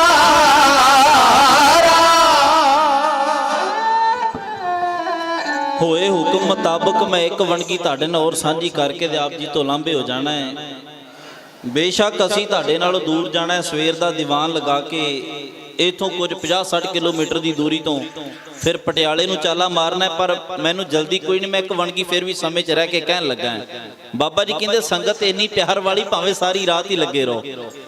ਆਨੰਦ ਵੀ ਉੱਥੇ ਵੱਜਦਾ ਸਿੱਖੋ ਜਿੱਥੇ ਕੋਈ ਗਾੜੀ ਸਰੋਤਾ ਸੁਣਨ ਵਾਲਾ ਹੋਵੇ, ਜਿੱਥੇ ਗੁਰੂ ਕੀ ਸੰਗਤ ਮਨ ਇਕਾਗਰ ਕਰਕੇ ਬੈਠੀ ਹੋਵੇ। ਵੀਰਾਂ ਨਾਲੋਂ ਵਧੇਰੇ ਗਿਣਤੀ ਭੈਣਾਂ ਦੀ ਹੈ ਤੇ ਭੈਣਾਂ ਸਤਿਕਾਰਯੋਗ ਨੇ। ਕਈਆਂ ਨੇ ਦੇ ਬੱਚੇ ਬੜੇ ਸਿਆਣਪ ਦੇ ਨਾਲ ਆਪਣੀ ਗੋਦੀ ਵਿੱਚ ਬਿਠਾਏ ਹੋਏ ਨੇ, ਉਹ ਭੈਣਾਂ ਮੁਬਾਰਕ ਨੇ। ਵੀਰਾਂ ਦਾ ਵੀ ਧੰਨਵਾਦ ਹੈ, ਸੇਵਾਦਾਰਾਂ ਦੇ ਵੀ ਜਿਹੜੇ ਸੇਵਾ ਕਰ ਰਹੇ। ਇੱਕ ਵਾਰ ਆਖੋ ਜੀ ਸਤਨਾਮ ਸ਼੍ਰੀ ਵਾਹਿਗੁਰੂ। ਗੁਰੂ ਨਾਨਕ ਪਾਤਸ਼ਾਹ ਨੇ ਆਖਿਆ ਭਾਈ ਦੌਲਤ ਖਾਂ ਤੂੰ ਮੇਰੇ ਰੱਬ ਬਾਰੇ ਜਾਣਨਾ ਚਾਹਣਾ ਹੈ ਨਾ, ਤੇ ਮੇਰਾ ਰੱਬ ਸੁਣ ਵੀ ਫਿਰ ਕੈਸਾ ਹੈ। ਮਹਾਰਾਜ ਕਹਿੰਦੇ ਬਲਿਹਾਰੀ ਜਾਉ ਜੇਤੇ ਤੇਰੇ ਨਾਮ ਹੈ। ਮਹਾਰਾਜ ਮੈਂ ਬਲਿਹਾਰੇ ਜਾਣਾ ਜਿੰਨੇ ਵੀ ਤੇਰੇ ਨਾਮ ਨਾਲ ਕੋਈ ਤੈਨੂੰ ਜਿਹੜੇ ਨਾਮ ਨਾਲ ਯਾਦ ਕਰਦਾ ਹੈ। ਕਦੀ ਸਤਿਗੁਰੂ ਗੁਰੂ ਗ੍ਰੰਥ ਸਾਹਿਬ ਦੀ ਗੁਰਬਾਣੀ ਪੜ੍ਹ ਕੇ ਵੇਖੋ, ਇਹ ਤੇ ਰੱਬ ਨੂੰ ਵੱਖਰੇ ਵੱਖਰੇ ਨਾਮ ਨਾਲ ਯਾਦ ਕੀਤਾ ਗਿਆ। ਜਿਵੇਂ ਅੱਲਾ ਸ਼ਬਦ ਗੁਸਤਾਖੀ ਮਾਫ, ਅੱਲਾ ਸ਼ਬਦ ਨਾਲ 46 ਵਾਰ ਗੁਰੂ ਗ੍ਰੰਥ ਸਾਹਿਬ ਵਿੱਚ ਯਾਦ ਕੀਤਾ ਗਿਆ ਰੱਬ ਨੂੰ। ਅੰਤਰਜਾਮੀ ਸ਼ਬਦ 60 ਵਾਰ, ਸਤਨਾਮ ਸ਼ਬਦ 59 ਵਾਰ, ਹਰ ਸ਼ਬਦ 8344 ਵਾਰ, ਕਰਤਾ ਸ਼ਬਦ 228 ਵਾਰ, ਕ੍ਰਿਸ਼ਨ ਸ਼ਬਦ 22 ਵਾਰ, ਗੋਪਾਲ ਸ਼ਬਦ 491 ਵਾਰ, ਗੋਬਿੰਦ ਸ਼ਬਦ 475 ਵਾਰ, ਜਗਦੀਸ਼ ਸ਼ਬਦ 60 ਵਾਰ, ਠਾਕੁਰ ਸ਼ਬਦ 216 ਵਾਰ, ਦਾਤਾ ਸ਼ਬਦ 151 ਵਾਰ, ਨਾਰਾਇਣ ਸ਼ਬਦ 99 ਵਾਰ, ਨਿਰੰਕਾਰ ਸ਼ਬਦ 29 ਵਾਰ, ਕਰਤਾਰ ਸ਼ਬਦ 220 ਵਾਰ, ਮੂਲ ਮੰਤਰ 33 ਵਾਰ, ਭਗਵਾਨ ਸ਼ਬਦ 30 ਵਾਰ, ਰਾਮ ਸ਼ਬਦ 2533 ਵਾਰ, ਵਾਹਿਗੁਰੂ ਸ਼ਬਦ 13 ਵਾਰ ਤੇ ਵਾਹਿਗੁਰੂ ਸ਼ਬਦ 3 ਵਾਰ। ਰੱਬ ਨੂੰ ਵੱਖਰੇ ਵੱਖਰੇ ਨਾਮ ਨਾਲ ਯਾਦ ਕੀਤਾ ਗਿਆ ਹੈ। ਰੱਬ ਕੀ ਹੈ? ਗੁਰੂ ਨਾਨਕ ਪਾਤਸ਼ਾਹ ਨੇ ਡੈਫੀਨੇਸ਼ਨ ਦਿੱਤੀ, ਉਥੇ ਦੱਸਿਆ ਫਿਰ ਉਸ ਦੌਲਤ ਖਾਨ ਨੂੰ ਰੱਬ ਬਾਰੇ ਸੁਣ। ਪਾਤਸ਼ਾਹ ਕਹਿੰਦੇ ਇੱਕ ਓੰਕਾਰ। ਵੇਖੋ ਤੁਸੀਂ ਸਿਆਣੇ ਦੇ ਪੜ੍ਹੇ ਲਿਖੇ ਬੈਠੇ ਹੋ, ਗੁਰੂ ਨਾਨਕ ਪਾਤਸ਼ਾਹ ਨੇ ਇੱਕ ਪਾਇਆ ਸੰਖਿਆ ਵਾਚਕ, ਉਤੇ ਸਤਿਗੁਰਾਂ ਈੜੀ ਸਿਹਾਰੀ ਤੇ ਕੱਕਾ ਨਹੀਂ ਪਾਇਆ।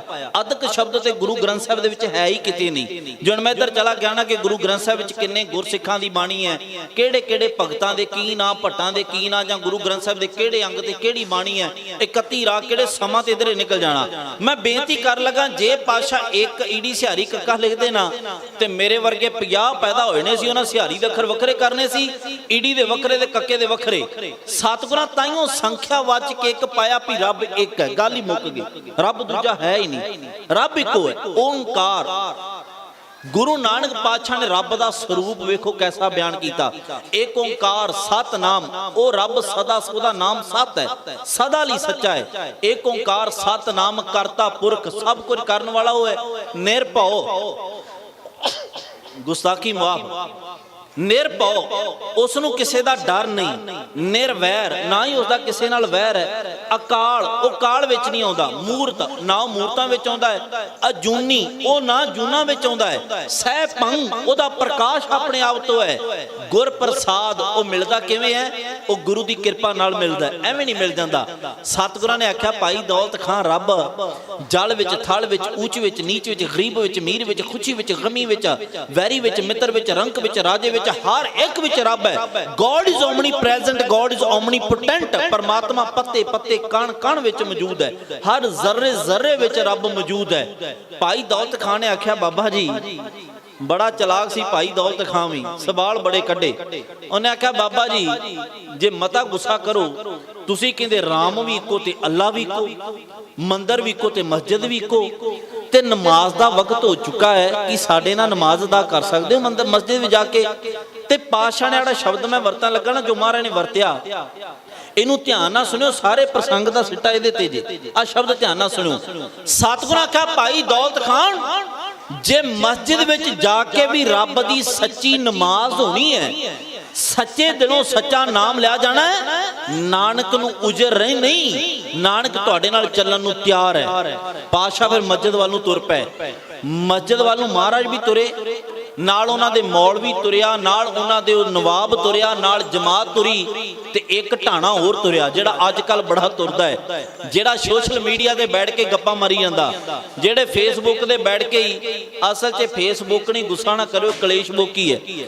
ਇਹ ਕਲੇਸ਼ ਬੁੱਕ ਹੀ ਸਾਰੀ ਦਿਹਾੜੀ ਕਿਸੇ ਨਾ ਕਿਸੇ ਦਾ ਕਲੇਸ਼ ਪਿਆ ਹੀ ਰਹਿੰਦਾ ਹੈ। ਕੋਈ ਇਧਰੋਂ ਕੰਨ ਫੜਦਾ, ਕੋਈ ਇਧਰੋਂ ਫੜਦਾ। ਜਿਹਨੂੰ ਘਰੇ ਕੋਈ ਨਹੀਂ ਪੁੱਛਦਾ ਨਾ, ਉਹ ਫੇਸਬੁੱਕ ਤੇ ਬਹਿ ਕੇ ਸਾਰੀਆਂ ਗੁਰੂ ਘਰਾਂ ਦੇ ਟਿੱਪਣੀਆਂ, ਇਦਾਂ ਨਹੀਂ ਹੋਣਾ ਚਾਹੀਦਾ, ਇਦਾਂ ਨਹੀਂ ਹੋਣਾ ਚਾਹੀਦਾ। ਹੁਣ ਮੇਰੇ ਵਰਗੇ ਬੰਦੇ ਨੇ ਜਿਹਨੇ ਕਰਨੀ ਟਿੱਪਣੀ, ਉਹਨੇ ਤੇ ਕਹਿਣਾ ਦਰਵਾਜ਼ਾ ਥੋੜਾ ਪਿੱਛੇ ਚਾਹੀਦਾ ਸੀ, ਇੱਕ ਨੇ ਕਹਿਣਾ ਦਰਬਾਰ ਥੋੜਾ ਜਿਹਾ ਹੋਰ ਖੁੱਲਾ ਹੋ ਜਾਂਦਾ। ਜਦੋਂ ਕਰਨੀ ਟਿੱਪਣੀ, ਕੰਮ ਹੀ ਕੋਈ ਨਹੀਂ। ਜਦੋਂ ਘਰੇ ਨਹੀਂ ਕਿਸੇ ਪੁੱਛਣਾ, ਜਿਹਦੀ ਘਰੇ ਨਹੀਂ ਚੱਲਦੀ ਉਹ ਗੁਰਦੁਆਰੇ ਚਲਾਉਂਦਾ। ਗੁੱਸਾ ਨਾ ਕਰੋ, ਇਹ ਹਕੀਕਤ ਜੇ। ਜਿਹਦੀ ਕਿਤੇ ਨਹੀਂ ਨਾ ਚੱਲਦੀ ਉਹ ਫਿਰ ਇੱਥੇ ਚਲਾਉਂਦਾ ਹੈ। ਇਹਦੇ ਮਹਾਂਪੁਰਸ਼ ਹੀ ਹੁੰਦੇ ਜਿਹੜੇ ਤੁਹਾਨੂੰ ਕਲਾਵੇ ਵਿੱਚ ਲੈ ਲੈਂਦੇ। ਬੜਾ ਔਖਾ ਸੰਗਤ ਨੂੰ ਵੀ ਸਾਹਮਣਾ, ਭਾਂਤ ਭਾਂਤ ਦਾ ਮਨੁੱਖ ਇੱਥੇ ਆ ਕੇ ਕਰਦਾ ਗੱਲਾਂ, ਫਿਰ ਬੜਾ ਔਖਾ ਹੁੰਦਾ ਏਡੇ ਵੱਡੇ ਇਕੱਠ ਨੂੰ ਸਾਹਮਣਾ ਤੇ ਇਕੱਠ ਦੀ ਸੁਣਨੀ। ਕਈ ਗਲਤੀਆਂ ਵੀ ਹੁੰਦੀਆਂ ਨੇ, ਕਈ ਨਜ਼ਰ ਅੰਦਾਜ਼ ਕਰਨੀਆਂ ਪੈਂਦੀਆਂ ਨੇ, ਪਰ ਸਿਆਣਪ ਹੁੰਦੀ ਜਿਹੜਾ ਸਿਆਣਪ ਦੇ ਨਾਲ ਚੱਲੇ। ਤੇ ਅੱਜ ਕੱਲ ਉਹ ਢਾਣਾ ਬੜਾ ਜਿਹੜਾ ਬਾਹਰੋਂ ਵੇਖ ਕੇ ਗੱਲਾਂ ਕਰਦਾ ਹੈ, ਅੰਦਰ ਬੈਠੇ ਦਾ ਨਹੀਂ ਪਤਾ। ਜਿਹਨੇ ਜੇਬ ਵਿੱਚੋਂ ਰੁਪਈਆ ਨਹੀਂ ਨਾ ਲਾਉਣਾ, ਉਹ ਵੀ ਗੱਲਾਂ ਕਰੇਗਾ, ਨਹੀਂ ਲੰਗਰ ਦੇ ਵਿੱਚ ਤੇ ਆਹ ਬਣਨਾ ਚਾਹੀਦਾ ਸੀ, ਗੁਰਦ ਗੁਰਦੁਆਰੇ ਤੇ ਇਹਦੀ ਕਮੀ ਰਹਿ ਗਈ। ਉਹ ਬੰਦੇ ਦੀ ਫਿਤਰਤ ਹੈ ਤੇ ਮਹਾਂਪੁਰਸ਼ ਵੈਸੇ ਕਦੀ ਕਮੀ ਛੱਡਦੇ ਨਹੀਂ ਕੋਈ ਹੁੰਦੇ। ਬਾਬਾ ਕੁਲਵਿੰਦਰ ਸਿੰਘ ਜੀ ਹੁਣ ਅੱਜ ਕਮੀ ਥੋੜਾ ਕੋਈ ਛੱਡੀ। ਤੁਹਾਡੇ ਤਨ ਦੀ ਭੁੱਖ ਵੀ ਮਿਟਾ ਰਿਹਾ ਤੇ ਮਨ ਦੀ ਭੁੱਖ ਮਿਟਾਈ ਜਾ ਰਹੀ ਹੈ। ਤਨ ਦੀ ਉਧਰ ਪਦਾਰਥ ਚੱਲ ਰਿਹਾ ਤੇ ਮਨ ਵਾਸਤੇ ਇਤਿਹਾਸ ਤੇ ਬਾਣੀ ਦਾ ਪ੍ਰਵਾਹ ਚੱਲ ਰਿਹਾ ਹੈ। ਖੈਰ ਇਹ ਢਾਣਾ ਅੱਜ ਹੀ ਨਹੀਂ ਉਦੋਂ ਵੀ ਸੀ। ਉਹ ਢਾਣਾ ਇਕੱਠਾ ਹੋ ਗਿਆ ਬਾਬਾ ਨਾਨਕ ਸਾਹਿਬ ਦੇ ਮਗਰ ਕਿਸੇ ਨੇ ਬੇਬੇ ਨਾਨਕੀ ਨੂੰ ਆਖਿਆ, ਨਾਨਕੀ ਆਪਣੇ ਵੀਰ ਨੂੰ ਅੱਲਾ ਦਾ ਰੂਪ ਕਹਿੰਦੀ ਸਣਾ, ਭਗਵਾਨ ਦਾ ਰੱਬ ਦਾ ਰੂਪ ਕਹਿੰਦੀ ਸਾਂ। ਅੱਜ ਤੇਰਾ ਰੱਬ ਇੱਕੇ ਫਿਰਕੇ ਦਾ ਹੋ ਚੱਲਿਆ, ਮਸਜਿਦ ਵਿੱਚ ਚਲਾ ਗਿਆ, ਉਥੇ ਨਮਾਜ਼ ਦਾ ਕਰੇਗਾ, ਮੁਸਲਮਾਨ ਬਣ ਜਾਵੇਗਾ। ਤੇ ਬੇਬੇ ਨਾਨਕੀ ਨੇ ਆਖਿਆ, ਭਲਿਓ ਲੋਕੋ ਤੁਸੀਂ ਤੇ ਪਹਿਲਾਂ ਵੀ ਕਹਿੰਦੇ ਸੀ ਨਾਨਕੀ ਤੇਰਾ ਵੀਰ ਡੁੱਬ ਗਿਆ। ਮੈਂ ਉਦੋਂ ਵੀ ਕਹਿੰਦੀ ਸਾਂ ਰੱਬ ਡੁੱਬਦਾ ਨਹੀਂ, ਰੱਬ ਡੁੱਬਿਆਂ ਦੇ ਬੇੜੇ ਪਾਰ ਲਾਉਂਦਾ ਹੈ। ਮੈਂ ਅੱਜ ਵੀ ਕਹਿੰਦੀ ਮੇਰਾ ਵੀਰ ਮੁਸਲਮਾਨ ਹੋਣ ਵਾਸਤੇ ਨਹੀਂ ਗਿਆ। ਜਿਹੜੇ ਮੁਸਲਮਾਨ ਹੋ ਕੇ ਕੁਰਾਹੇ ਪੈ ਗਏ ਨੇ, ਮੇਰਾ ਵੀਰ ਉਹਨਾਂ ਨੂੰ ਸਿੱਧੇ ਰਸਤੇ ਤੇ ਪਾਉਣ ਵਾਸਤੇ ਮਸਜਿਦ ਵਿੱਚ ਗਿਆ ਹੈ। ਭਰੋਸਾ ਹੋਵੇ ਤੇ ਬੇਬੇ ਨਾਨਕੀ ਵਰਗਾ। ਗੁਰਮੁਖੋ ਅੱਜ ਕੱਲ ਅਸੀਂ ਰੱਬ ਨਾਲ ਠੇਕਾ ਮਾਰਨਾ ਸ਼ੁਰੂ ਕਰ ਦਿੱਤਾ। ਠੇਕਾ ਪਤਾ ਕਿਵੇਂ ਮਾਰਦੇ ਆ? ਪਹਿਲੀ ਗੱਲ ਤੇ ਸਾਨੂੰ ਯਕੀਨ ਕੋਈ ਨਹੀਂ ਹੁੰਦਾ ਵੀ ਰੱਬ ਇਹ ਕੰਮ ਕਰ ਦੇਵੇਗਾ। ਅਸੀਂ ਕਹਿੰਦੇ ਵੀ ਜੇ ਮਹਾਰਾਜ, ਜੇ ਪਹਿਲਾਂ ਪਤਾ ਵੀ ਹੋਣਾ ਨਹੀਂ ਆ, ਜੇ ਮਹਾਰਾਜ ਮੇਰਾ ਪੁੱਤਰ ਵਿਦੇਸ਼ ਚਲਾ ਗਿਆ ਨਾ, ਜੇ ਚਲਾ ਗਿਆ ਤੇ ਫਿਰ ਤੇਰੇ ਜਿੰਨੀ ਉਹ ਪੈਸੇ ਬਾਹਰੋਂ ਘੱਲੇਗਾ ਅੱਧੇ ਤੇਰੇ ਤੇ ਅੱਧੇ ਸਾਡੇ। ਜੇ ਮੇਰਾ ਪੁੱਤਰ ਭਰਤੀ ਹੋ ਜਾਵੇ ਤੇ ਪਹਿਲੀ ਤਨਖਾਹ ਮਹਾਰਾਜ ਤੁਹਾਡੇ, ਨਹੀਂ ਤੇ ਨਹੀਂ। ਇਹ ਹੈ ਸਾਡਾ ਠੇਕਾ ਗੁਰੂ ਨਾਲ ਸਿੱਧਾ। ਭਰੋਸਾ ਨਹੀਂ ਵੀ ਜਿਹੜੇ ਰੱਬ ਨੇ ਬਿਨਾਂ ਕੰਨਾਂ ਤੋਂ ਆਸਮਾਨ, ਬਿਨਾਂ ਲੱਤਾਂ ਤੋਂ ਧਰਤੀ ਖਿਲਾਰੀ ਹੋਏ ਵੀ ਕੰਮ ਕਰ ਸਕਦਾ। ਨਿੱਕੇ ਮੋਟੇ ਕੰਮ ਆ ਪੰਜ ਭੂਤਕ ਸਰੀਰ ਹੈ। ਤੁਸੀਂ ਗੈਸ ਸਿਲੰਡਰ ਲੈਣ ਚਲੇ ਜਾਓ, 1000 ਦਾ ਸਿਲੰਡਰ ਆਉਂਦਾ, ਮਹੀਨੇ ਬਾਅਦ ਫੇਰ ਖਤਮ, ਉੱਥੇ 1000 ਰੁਪਇਆ ਫੇਰ ਤਿਆਰ ਰੱਖੋ। ਪਰ ਇਧਰ ਵੇਖੋ ਗੁਰੂ ਨਾਨਕ ਪਾਤਸ਼ਾਹ ਰੱਬ ਕਿੱਡੀ ਕਿਰਪਾ ਕਰਦਾ ਵੀ ਫ੍ਰੀ ਆਕਸੀਜਨਾਂ ਦੇਈ ਜਾਂਦਾ। ਚੰਗੇ ਸਾਨੂੰ ਸੋਹਣੇ ਅੰਗ ਲਾਏ ਨੇ। ਵਿਸ਼ੇ ਬੜੇ ਲੰਬੇਰੇ ਹੋ ਜਾਣੇ ਨੇ ਤੇ ਸਮਾਂ ਬੜਾ ਕੀਮਤੀ ਹੈ, ਮੈਂ ਤੁਹਾਡਾ ਅਜਾਈ ਨਹੀਂ ਗਵਾਉਣਾ ਚਾਹੁੰਦਾ। ਭਰੋਸਾ ਰੱਖਿਆ ਬੇਬੇ ਨਾਨਕੀ ਨੇ, ਮਸਜਿਦ ਵਿੱਚ ਚਲੇ ਗਏ। ਨਵਾਬ ਨੇ ਆਖਿਆ, ਨਾਨਕ ਜੀ ਤੁਹਾਨੂੰ ਮੌਲਵੀ ਦੱਸੇਗਾ ਵੀ ਨਮਾਜ਼ ਦਾ ਕਿਵੇਂ ਕਰਨੀ ਹੈ। ਹੁਣ ਤੁਸੀਂ ਸੁਰਤੀ ਟਿਕਾਇਓ। ਮੈਂ ਇਹੋ ਵਣਗੀ ਕਹਿ ਕੇ ਚੰਦ ਮਿੰਟਾਂ ਵਿੱਚ ਇਸ ਤੋਂ ਬਾਅਦ ਮੈਂ ਸਮਾਪਤੀ ਕਰ ਦੇਣੀ ਇਸ ਪ੍ਰਸੰਗ ਦਾ ਰਿਜ਼ਲਟ ਕੱਢ ਕੇ ਵੀ ਨਮਾਜ਼ ਕੌਣ ਪੜ੍ਹ ਰਿਹਾ ਸੀ ਤੇ ਕੌਣ ਨਹੀਂ ਪੜ੍ਹ ਰਿਹਾ ਸੀ। ਜੇ ਪੜ੍ਹੀ ਜਾ ਰਹੀ ਸੀ ਤੇ ਕਿਸ ਤਰ੍ਹਾਂ ਪੜ੍ਹੀ ਜਾ ਰਹੀ ਸੀ ਕਿ ਕੱਲੀਆਂ ਕੰਨਾਂ ਵਿੱਚ ਟੱਕਰਾਂ ਹੀ ਵੱਜ ਰਹੀਆਂ ਸਨ, ਜਿਵੇਂ ਸਾਡੀਆਂ ਕਈ ਵਾਰ ਵੱਜਦੀਆਂ। ਗੁੜਕਾ ਹੱਥ ਵਿੱਚ ਹੁੰਦਾ। ਮਹਾਰਾਜ ਦੀ ਬਾਣੀ ਕਹਿ ਰਹੀ ਹੁੰਦੀ, ਮਨ ਜੀਤੇ ਜਗ ਜੀਤ। ਤੇ ਮਨ ਪਤਾ ਨਹੀਂ ਕਿਹੜੀਆਂ ਉਡਾਰੀਆਂ ਵਿੱਚ ਬੈਠਾ ਹੁੰਦਾ, ਕਦੀ ਕਿਹਦੇ ਧੱਕੇ ਖਾ ਰਿਹਾ ਹੁੰਦਾ, ਕਦੀ ਕਿਹਦੇ ਧੱਕੇ ਖਾ ਰਿਹਾ ਹੁੰਦਾ। ਅੱਜ ਵੇਖਿਓ ਵੀ ਇਹ ਕੀ ਹੋਣ ਲੱਗਾ। ਢਾਡੀ ਕਲਾ ਦੀ ਬੜੀ ਸੁੰਦਰ ਬਣ ਗਈ ਹੈ ਕਲੀ। ਇਹ ਕਲੀ ਸਾਡੇ ਢਾਡੀ ਗਾਉਣੀ ਛੱਡਦੇ ਜਾ ਰਹੇ। ਕਦੇ ਕੁਲਦੀਪ ਮਾਨਕ ਨੇ ਕਲੀਆਂ ਗਾਈਆਂ ਤੇ ਲੋਕਾਂ ਨੂੰ ਕਲੀਆਂ ਦਾ ਬਾਦਸ਼ਾਹ ਕਹਿ ਦਿੱਤਾ, ਪਰ ਸਾਡੀਆਂ ਕਲੀਆਂ ਨੇ, ਇਹ ਸਾਡੇ ਹਿੱਸੇ ਆਈਆਂ। ਅਸੀਂ ਨਹੀਂ ਗਾਵਾਂਗੇ ਤੇ ਕੌਣ ਗਾਵੇਗਾ? ਢਾਡੀਆਂ ਨੂੰ ਕਹਿ ਕੇ ਸੁਣਿਆ ਕਰੋ ਵੀ ਸਾਨੂੰ ਢਾਡੀ ਰਾਗ ਸੁਣਾਓ। ਜੇ ਥੱਬਾ ਰੁਪਈਆਂ ਦਾ ਢੇਰ ਲਾ ਦਿੱਤਾ, ਜੇ ਅਸੀਂ ਢਾਡੀ ਕਲਾ ਨਹੀਂ ਸੁਣਾਉਣੀ, ਅਸੀਂ ਛੇਵੇਂ ਪਾਤਸ਼ਾਹ ਦੇ ਕਾਦੇ ਢਾਡੀ ਹੋਏ? ਫਿਰ ਸਾਡੇ ਤੇ ਬੜਾ ਵੱਡਾ ਬਲੇਮ ਲੱਗੇਗਾ ਵੀ ਤੁਸੀਂ ਢਾਡੀ ਕਲਾ ਨਹੀਂ ਸੁਣਾਈ। ਜਿੰਦਾ ਰੱਖਣ ਦਾ ਯਤਨ ਕੀਤਾ ਜਾ ਰਿਹਾ। ਮੈਂ ਬੇਨਤੀ ਕਰਾਂ, ਸੁੰਦਰ ਬਣ ਗਈ ਹੈ ਢਾਡੀ ਕਲਾ ਦੀ, ਇਸ ਨੂੰ ਕਲੀ ਕਿਹਾ ਜਾਂਦਾ ਹੈ। ਮਸਜਿਦ ਦਾ ਨਜ਼ਾਰਾ ਤੁਹਾਡੇ ਸਾਹਮਣੇ ਰੱਖਣ ਦਾ ਯਤਨ ਕਰ ਲੱਗੇ ਆ। ਗੁਰੂ ਨਾਨਕ ਪਾਤਸ਼ਾਹ ਮਸਜਿਦ ਵਿੱਚ ਖਲੋਤੇ ਨੇ, ਅੱਗੇ ਖਲੋਤਾ ਹੈ ਮੌਲਵੀ, ਮਗਰ ਨਵਾਬ, ਉਸ ਤੋਂ ਪਿੱਛੇ ਗੁਰੂ ਨਾਨਕ ਪਾਤਸ਼ਾਹ, ਚੌਥੇ ਨੰਬਰ ਤੇ ਜਮਾਤ ਹੈ। ਤੇ ਮਸਜਿਦ ਵਿੱਚ ਕੀ ਕੁਝ ਹੋ ਰਿਹਾ ਹੈ, ਆਓ ਜ਼ਰਾ ਤੁਸੀਂ ਵੀ।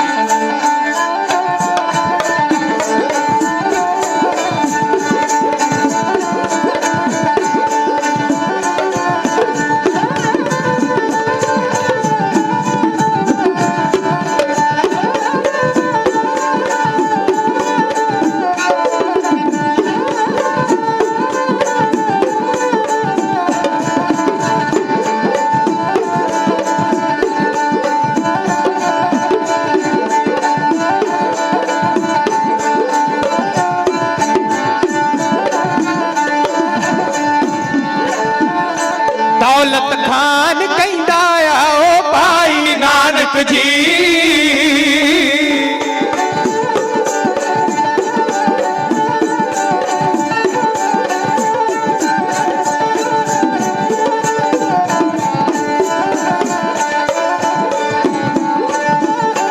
ਦੌਲਤ ਖਾਨ ਕਹਿੰਦਾ ਆਓ ਭਾਈ ਨਾਨਕ ਜੀ। ਜਨਮ ਸਵਾਰ ਲਈਏ ਜਸ ਅਲਾ ਦਾ ਗਾ ਕੇ। ਸਿਫਤਾਂ ਕਰੀਏ, ਸਿਫਤਾਂ ਕਰੀਏ ਰੱਬ ਤੇ ਰੱਬ ਦੇ ਰਸੂਲ ਦੀਆਂ।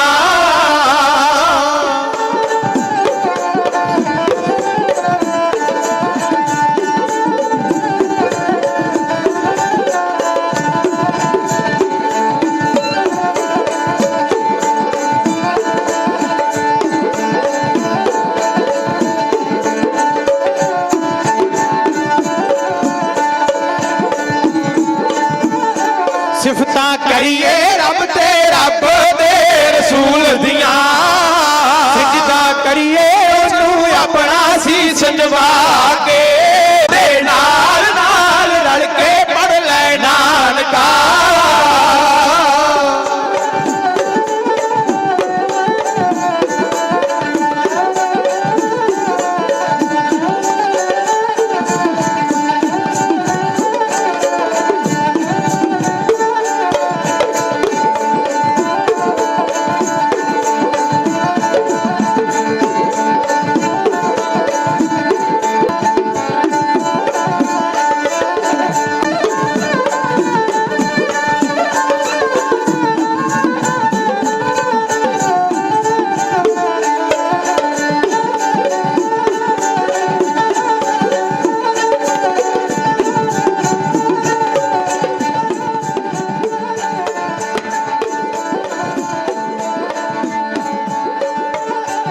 ਅੱਗੇ ਮੁੱਲਾ ਪਿੱਛੇ ਦੌਲਤ ਖਾਨ ਖਲੋ ਗਿਆ ਦੀ ਵਿੱਚ ਖਲੋ ਗਏ ਸਤਿਗੁਰ ਆ ਕੇ ਦੋਵੇਂ ਪੜ੍ਹਨ ਨਮਾਜ਼ ਦੋਵੇਂ ਪੜਨ ਨਮਾਜ਼ ਲੱਗ ਪਏ ਮੁੱਲਾ ਦੌਲਤ ਖਾਨ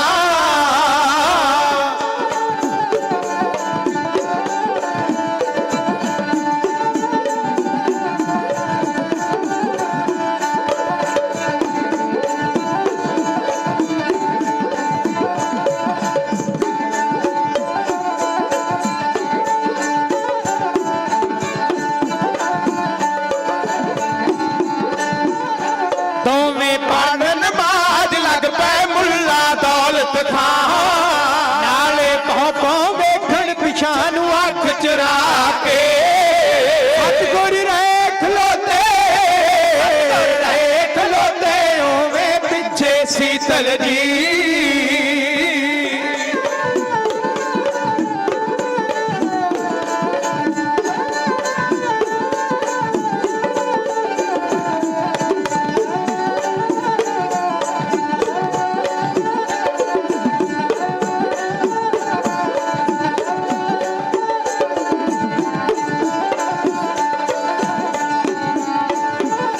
ਸਤਿਗੁਰ ਰਹੇ ਖਲੋਤੇ ਹੋਵੇ ਪਿੱਛੇ ਸੀਤਲ ਜੀ ਦੋਵੇਂ ਸਿਜਦੇ ਕਰ ਕਰ ਮਰ ਗਏ ਖੱਪ ਖਪਾ ਕੇ ਦੋਵੇਂ ਸਿਜਦੇ ਕਰ ਮਰ ਗਏ ਖੱਪ ਖਪਾ ਕੇ ਦੋਵੇਂ ਸਿਜਦੇ ਕਰ ਮਰ ਗਏ ਖੱਪ ਖਪਾ ਕੇ ਮਿੰਟ 5 ਨੇ 5 ਮਿੰਟਾਂ ਵਿੱਚ ਇਸ ਪ੍ਰਸੰਗ ਦਾ ਮੈਂ ਰਿਜ਼ਲਟ ਕੱਢ ਦੇਵਾਂ। ਸੁਰਤੀ ਇਸੇ ਤਰ੍ਹਾਂ ਟਿਕਾ ਕੇ ਰੱਖਿਓ, ਕਾਲੇ ਨਾ ਪੈਣਾ। ਮੌਲਵੀ ਨੂੰ ਨਵਾਬ ਦੌਲਤ ਖਾਨ ਨੇ ਆਖਿਆ ਕਿ ਤੁਸੀਂ ਨਾਨਕ ਜੀ ਨੂੰ ਦੱਸੋ ਵੀ ਨਮਾਜ਼ ਅਦਾ ਹੁੰਦੀ ਕਿਵੇਂ ਹੈ, ਨਮਾਜ਼ ਅਦਾ ਕਿਵੇਂ ਕੀਤੀ ਜਾਂਦੀ ਹੈ। ਨਵਾਬ ਨੇ ਜਦੋਂ ਮੌਲਵੀ ਨੂੰ ਆਖਿਆ ਤੇ ਮੌਲਵੀ ਨੇ ਆਖਿਆ ਨਾਨਕ ਜੀ ਤੁਹਾਨੂੰ ਸਭ ਤੋਂ ਪਹਿਲਾਂ ਆਪਣਾ ਮੂੰਹ ਕਾਬੇ ਵੱਲ ਕਰਨਾ ਪਵੇਗਾ। ਕਾਬੇ ਵੱਲ ਕਿਉਂ ਕਰਨਾ ਪੈਂਦਾ, ਬੜਾ ਵੱਡਾ ਰੀਜਨ ਹੈ, ਮੈਂ ਇੱਧਰ ਚਲਾ ਗਿਆ ਤੇ ਬੜਾ ਸਮਾਂ ਲੱਗ ਜਾਣਾ ਹੈ।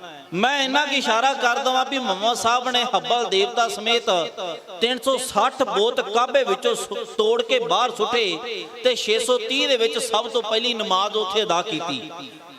ਮੌਲਵੀ ਨੇ ਆਖਿਆ ਨਾਨਕ ਜੀ ਹੁਣ ਜਿਹੜੀ ਨਮਾਜ਼ ਅਦਾ ਹੋਵੇਗੀ ਇਹਨੂੰ ਜ਼ੋਹਰ ਦੀ ਨਮਾਜ਼ ਕਹਿੰਦੇ ਨੇ, ਸੂਰਜ ਢਲਣ ਵੇਲੇ ਦੀ ਨਮਾਜ਼। 5 ਨਮਾਜ਼ਾਂ ਨੇ, ਸਲਾਤੁਲ ਫਜ਼ਰ, ਜ਼ੋਹਰ, ਇਸ਼ਾ, ਮਗਰਬ ਤੇ ਪੇਸ਼ੀ ਦੀ। ਤੇ ਮੌਲਵੀ ਨੇ ਆਖਿਆ ਨਾਨਕ ਜੀ ਜਦੋਂ ਨਮਾਜ਼ ਅਦਾ ਕਰਾਂਗੇ ਨਾ, ਮੇਰੇ ਕੋਲ ਕੁਰਾਨ ਸ਼ਰੀਫ ਹੈ, ਮੈਂ ਪੜ੍ਹਨ ਦਾ ਯਤਨ ਕਰਦਾ। ਉਸ ਕੁਰਾਨ ਸ਼ਰੀਫ ਦੇ ਵਿੱਚੋਂ 6 ਸੂਰਤਾਂ ਪੜ੍ਹੀਆਂ ਜਾਂਦੀਆਂ ਨੇ। ਸੂਰਿਆ ਕਾਫਰੂਨ, ਸੂਰਿਆ ਫਾਤਿਹਾ, ਸੂਰਿਆ ਫਲਕ, ਸੂਰਿਆ ਖਲਾਸ, ਸੂਰਿਆ ਨਾਸ ਤੇ ਸਭ ਤੋਂ ਵੱਡੀ, ਕਿਉਂਕਿ ਕੁਰਾਨ ਸ਼ਰੀਫ ਦੀਆਂ 114 ਸੂਰਤਾਂ ਨੇ, 114 ਸੂਰਤਾਂ ਵਿੱਚੋਂ ਸਭ ਤੋਂ ਵੱਡੀ ਸੂਰਤ ਹੈ ਸੂਰਿਆ ਬਕਰਾ। ਤੇ ਸੂਰਿਆ ਬਕਰਾ ਵਿੱਚੋਂ ਕੁਝ ਆਇਤਾਂ ਪੜ੍ਹੀਆਂ ਜਾਣਗੀਆਂ। ਮੌਲਵੀ ਗੁਰੂ ਨਾਨਕ ਪਾਤਸ਼ਾਹ ਨੂੰ ਦੱਸ ਰਿਹਾ ਹੈ, ਉਹਨੇ ਆਖਿਆ ਅਸੀਂ ਸ਼ੁਰੂਆਤ ਕਰਾਂਗੇ ਬਿਸਮਿਲ੍ਲਾਹਿਰ ਰਹਿਮਾਨਿਰ ਰਹੀਮ, ਇਹ ਤੋਂ ਸ਼ੁਰੂਆਤ ਕੀਤੀ ਜਾਵੇਗੀ ਨਮਾਜ਼ ਦੀ। ਹੁਣ ਦੋਵੇਂ ਜਾਣੇ ਨਮਾਜ਼ ਅਦਾ ਕਰ ਲਾ ਪਏ, ਗੁਰੂ ਨਾਨਕ ਪਾਤਸ਼ਾਹ ਮਗਰ ਖਲੋਤੇ ਨੇ। ਤੇ ਮੌਲਵੀ ਜਦੋਂ ਸੂਰਿਆ ਨਾਸ ਆਇਆ ਤੇ ਉਹਨੇ ਬੋਲਿਆ, ਕਹਿੰਦਾ ਕੁਲ ਆਊਜ਼ੂ ਬਿਰੱਬਿਨ ਨਾਸ ਮਲਕਿਨ ਨਾਸ ਇਲਾਹਿਨ ਨਾਸ ਮਿਨ ਸ਼ਰਿਲ ਵਸਵਾਸਿਲ ਖਨਾਸ ਅਲਾ ਯੁਵਸਫ ਸੂਫੀ ਸੁਦੂਰਿਨ ਨਾਸ ਮਿਨਲ ਜਿੰਨਤੀ ਵਨ ਨਾਸ। ਇਹ ਸੂਰਿਆ ਨਾਸ ਪੜ੍ਹੀ। ਪੜ੍ਹਦੇ ਨੇ ਸੂਰਤ ਮਗਰ ਧਿਆਨ ਮਾਰਿਆ ਕਿ ਬਾਬਾ ਨਾਨਕ ਸਾਹਿਬ ਪੜ੍ਹਦੇ ਨੇ ਕਿ ਨਹੀਂ। ਪਾਸ਼ਾ ਮੁਸਕਰਾ ਪਏ, ਨਹੀਂ ਪੜ੍ਹੀ ਨਮਾਜ਼। ਸਮਾਪਤੀ ਕੀਤੀ। ਅੱਲਾਹੁ ਅਕਬਰ ਕਹਿ ਕੇ ਸਜਦੇ ਤੋਂ ਬਾਹਰ ਆ ਗਏ। ਮੌਲਵੀ ਨਵਾਬ ਜਮਾਤ ਵੀ ਆ ਗਈ। ਸਵਾਲ ਕੀਤਾ ਗੁਰੂ ਨਾਨਕ ਪਾਤਸ਼ਾਹ ਉੱਤੇ। ਮੌਲਵੀ ਨੇ ਆਖਿਆ ਨਾਨਕ ਜੀ ਤੁਸੀਂ ਨਮਾਜ਼ ਅਦਾ ਨਹੀਂ ਕੀਤੀ। ਤੇ ਪਾਤਸ਼ਾਹ ਕਹਿੰਦੇ ਮੈਂ ਕਿਹਦੇ ਨਾਲ ਕਰਦਾ? ਮੌਲਵੀ ਕਹਿੰਦਾ ਮੈਂ ਪੜ ਰਿਹਾ ਸਾਂ, ਤੁਸੀਂ ਮੇਰੇ ਨਾਲ ਕਰਦੇ।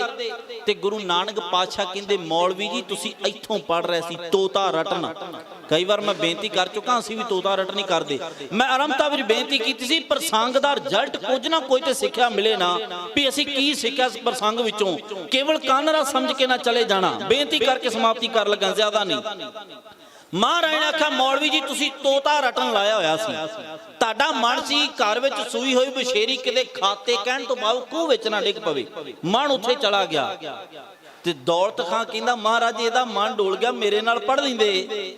ਤੇ ਸਤਿਗੁਰੂ ਕਹਿੰਦੇ ਨਵਾਬ ਸਾਹਿਬ ਤੁਸੀਂ ਕਿਹੜੇ ਘੱਟ ਸੀ ਭਾਈ ਦੌਲਤ ਖਾਂ, ਤੁਸੀਂ ਤੇ 4 ਕਦਮ ਇਹਦੇ ਨਾਲੋਂ ਵੀ ਟੱਪੇ ਸੀ। ਇਹਦੇ ਘਰੇ ਸੀ, ਤੁਸੀਂ ਤੇ ਕਾਬਲ ਘੋੜੇ ਖਰੀਦਦੇ ਫਿਰਦੇ ਸੀ। ਤੁਹਾਨੂੰ ਮੋੜਨਾ ਕਿਹੜਾ ਸੌਖਾ ਸੀ, ਵੀ ਜਿਹੜੇ ਵਪਾਰੀ ਭੇਜੇ ਕਿਤੇ ਘਾਟਾ ਨਾ ਖਾ ਕੇ ਆਜਾਂ, ਲਾਹੇਵੰਦ ਹੋਵੇ ਸੌਦਾ। ਤੇ ਗੁਸਤਾਖੀ ਮਾਫ, ਕਈ ਵਾਰ ਅਸੀਂ ਵੀ ਗੁੜਕਾ ਸਾਹਿਬ ਫੜ ਕੇ ਤੇ ਘੋੜੇ ਖਰੀਦ ਕੇ ਚਲੇ ਜਾਂਦੇ ਆ।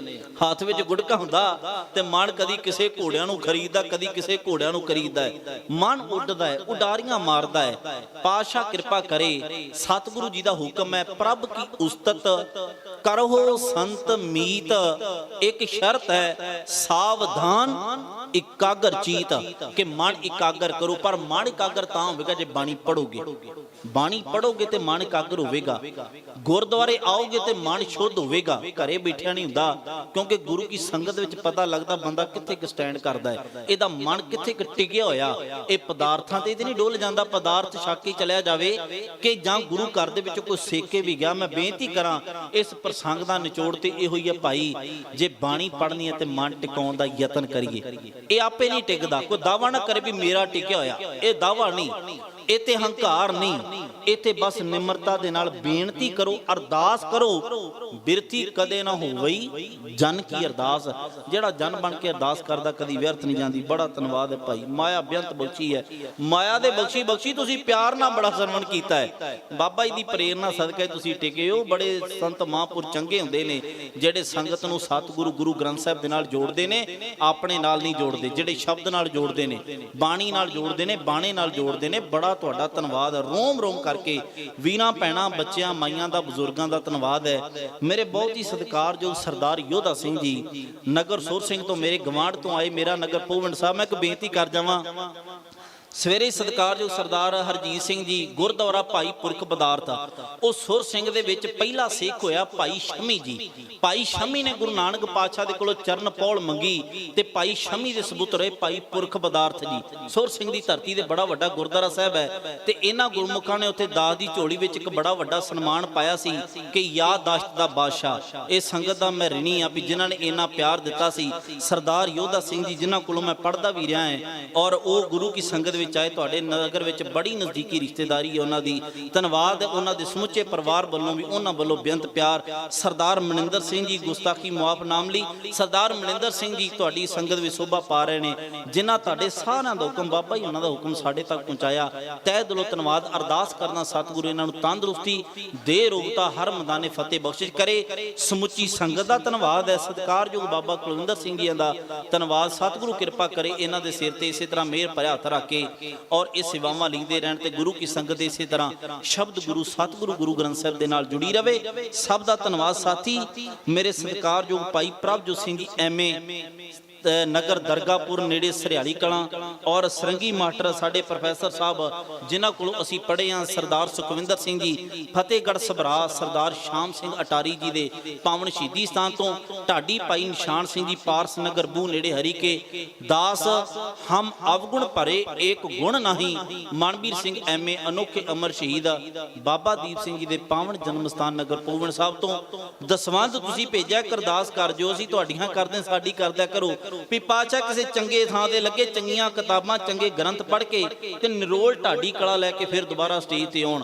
ਇਹ ਸਾਡੇ ਪ੍ਰਤੀ ਜ਼ਰੂਰ ਅਰਦਾਸ ਕਰਿਓ, ਤੁਹਾਡੀ ਅਰਦਾਸ ਜਲਦੀ ਸੁਣੀ ਜਾਂਦੀ ਹੈ। ਸਤਿਗੁਰੂ ਗੁਰੂ ਗ੍ਰੰਥ ਸਾਹਿਬ ਜੀ ਦਾ ਰੋਮ ਰੋਮ ਕਰਕੇ ਧੰਨਵਾਦ।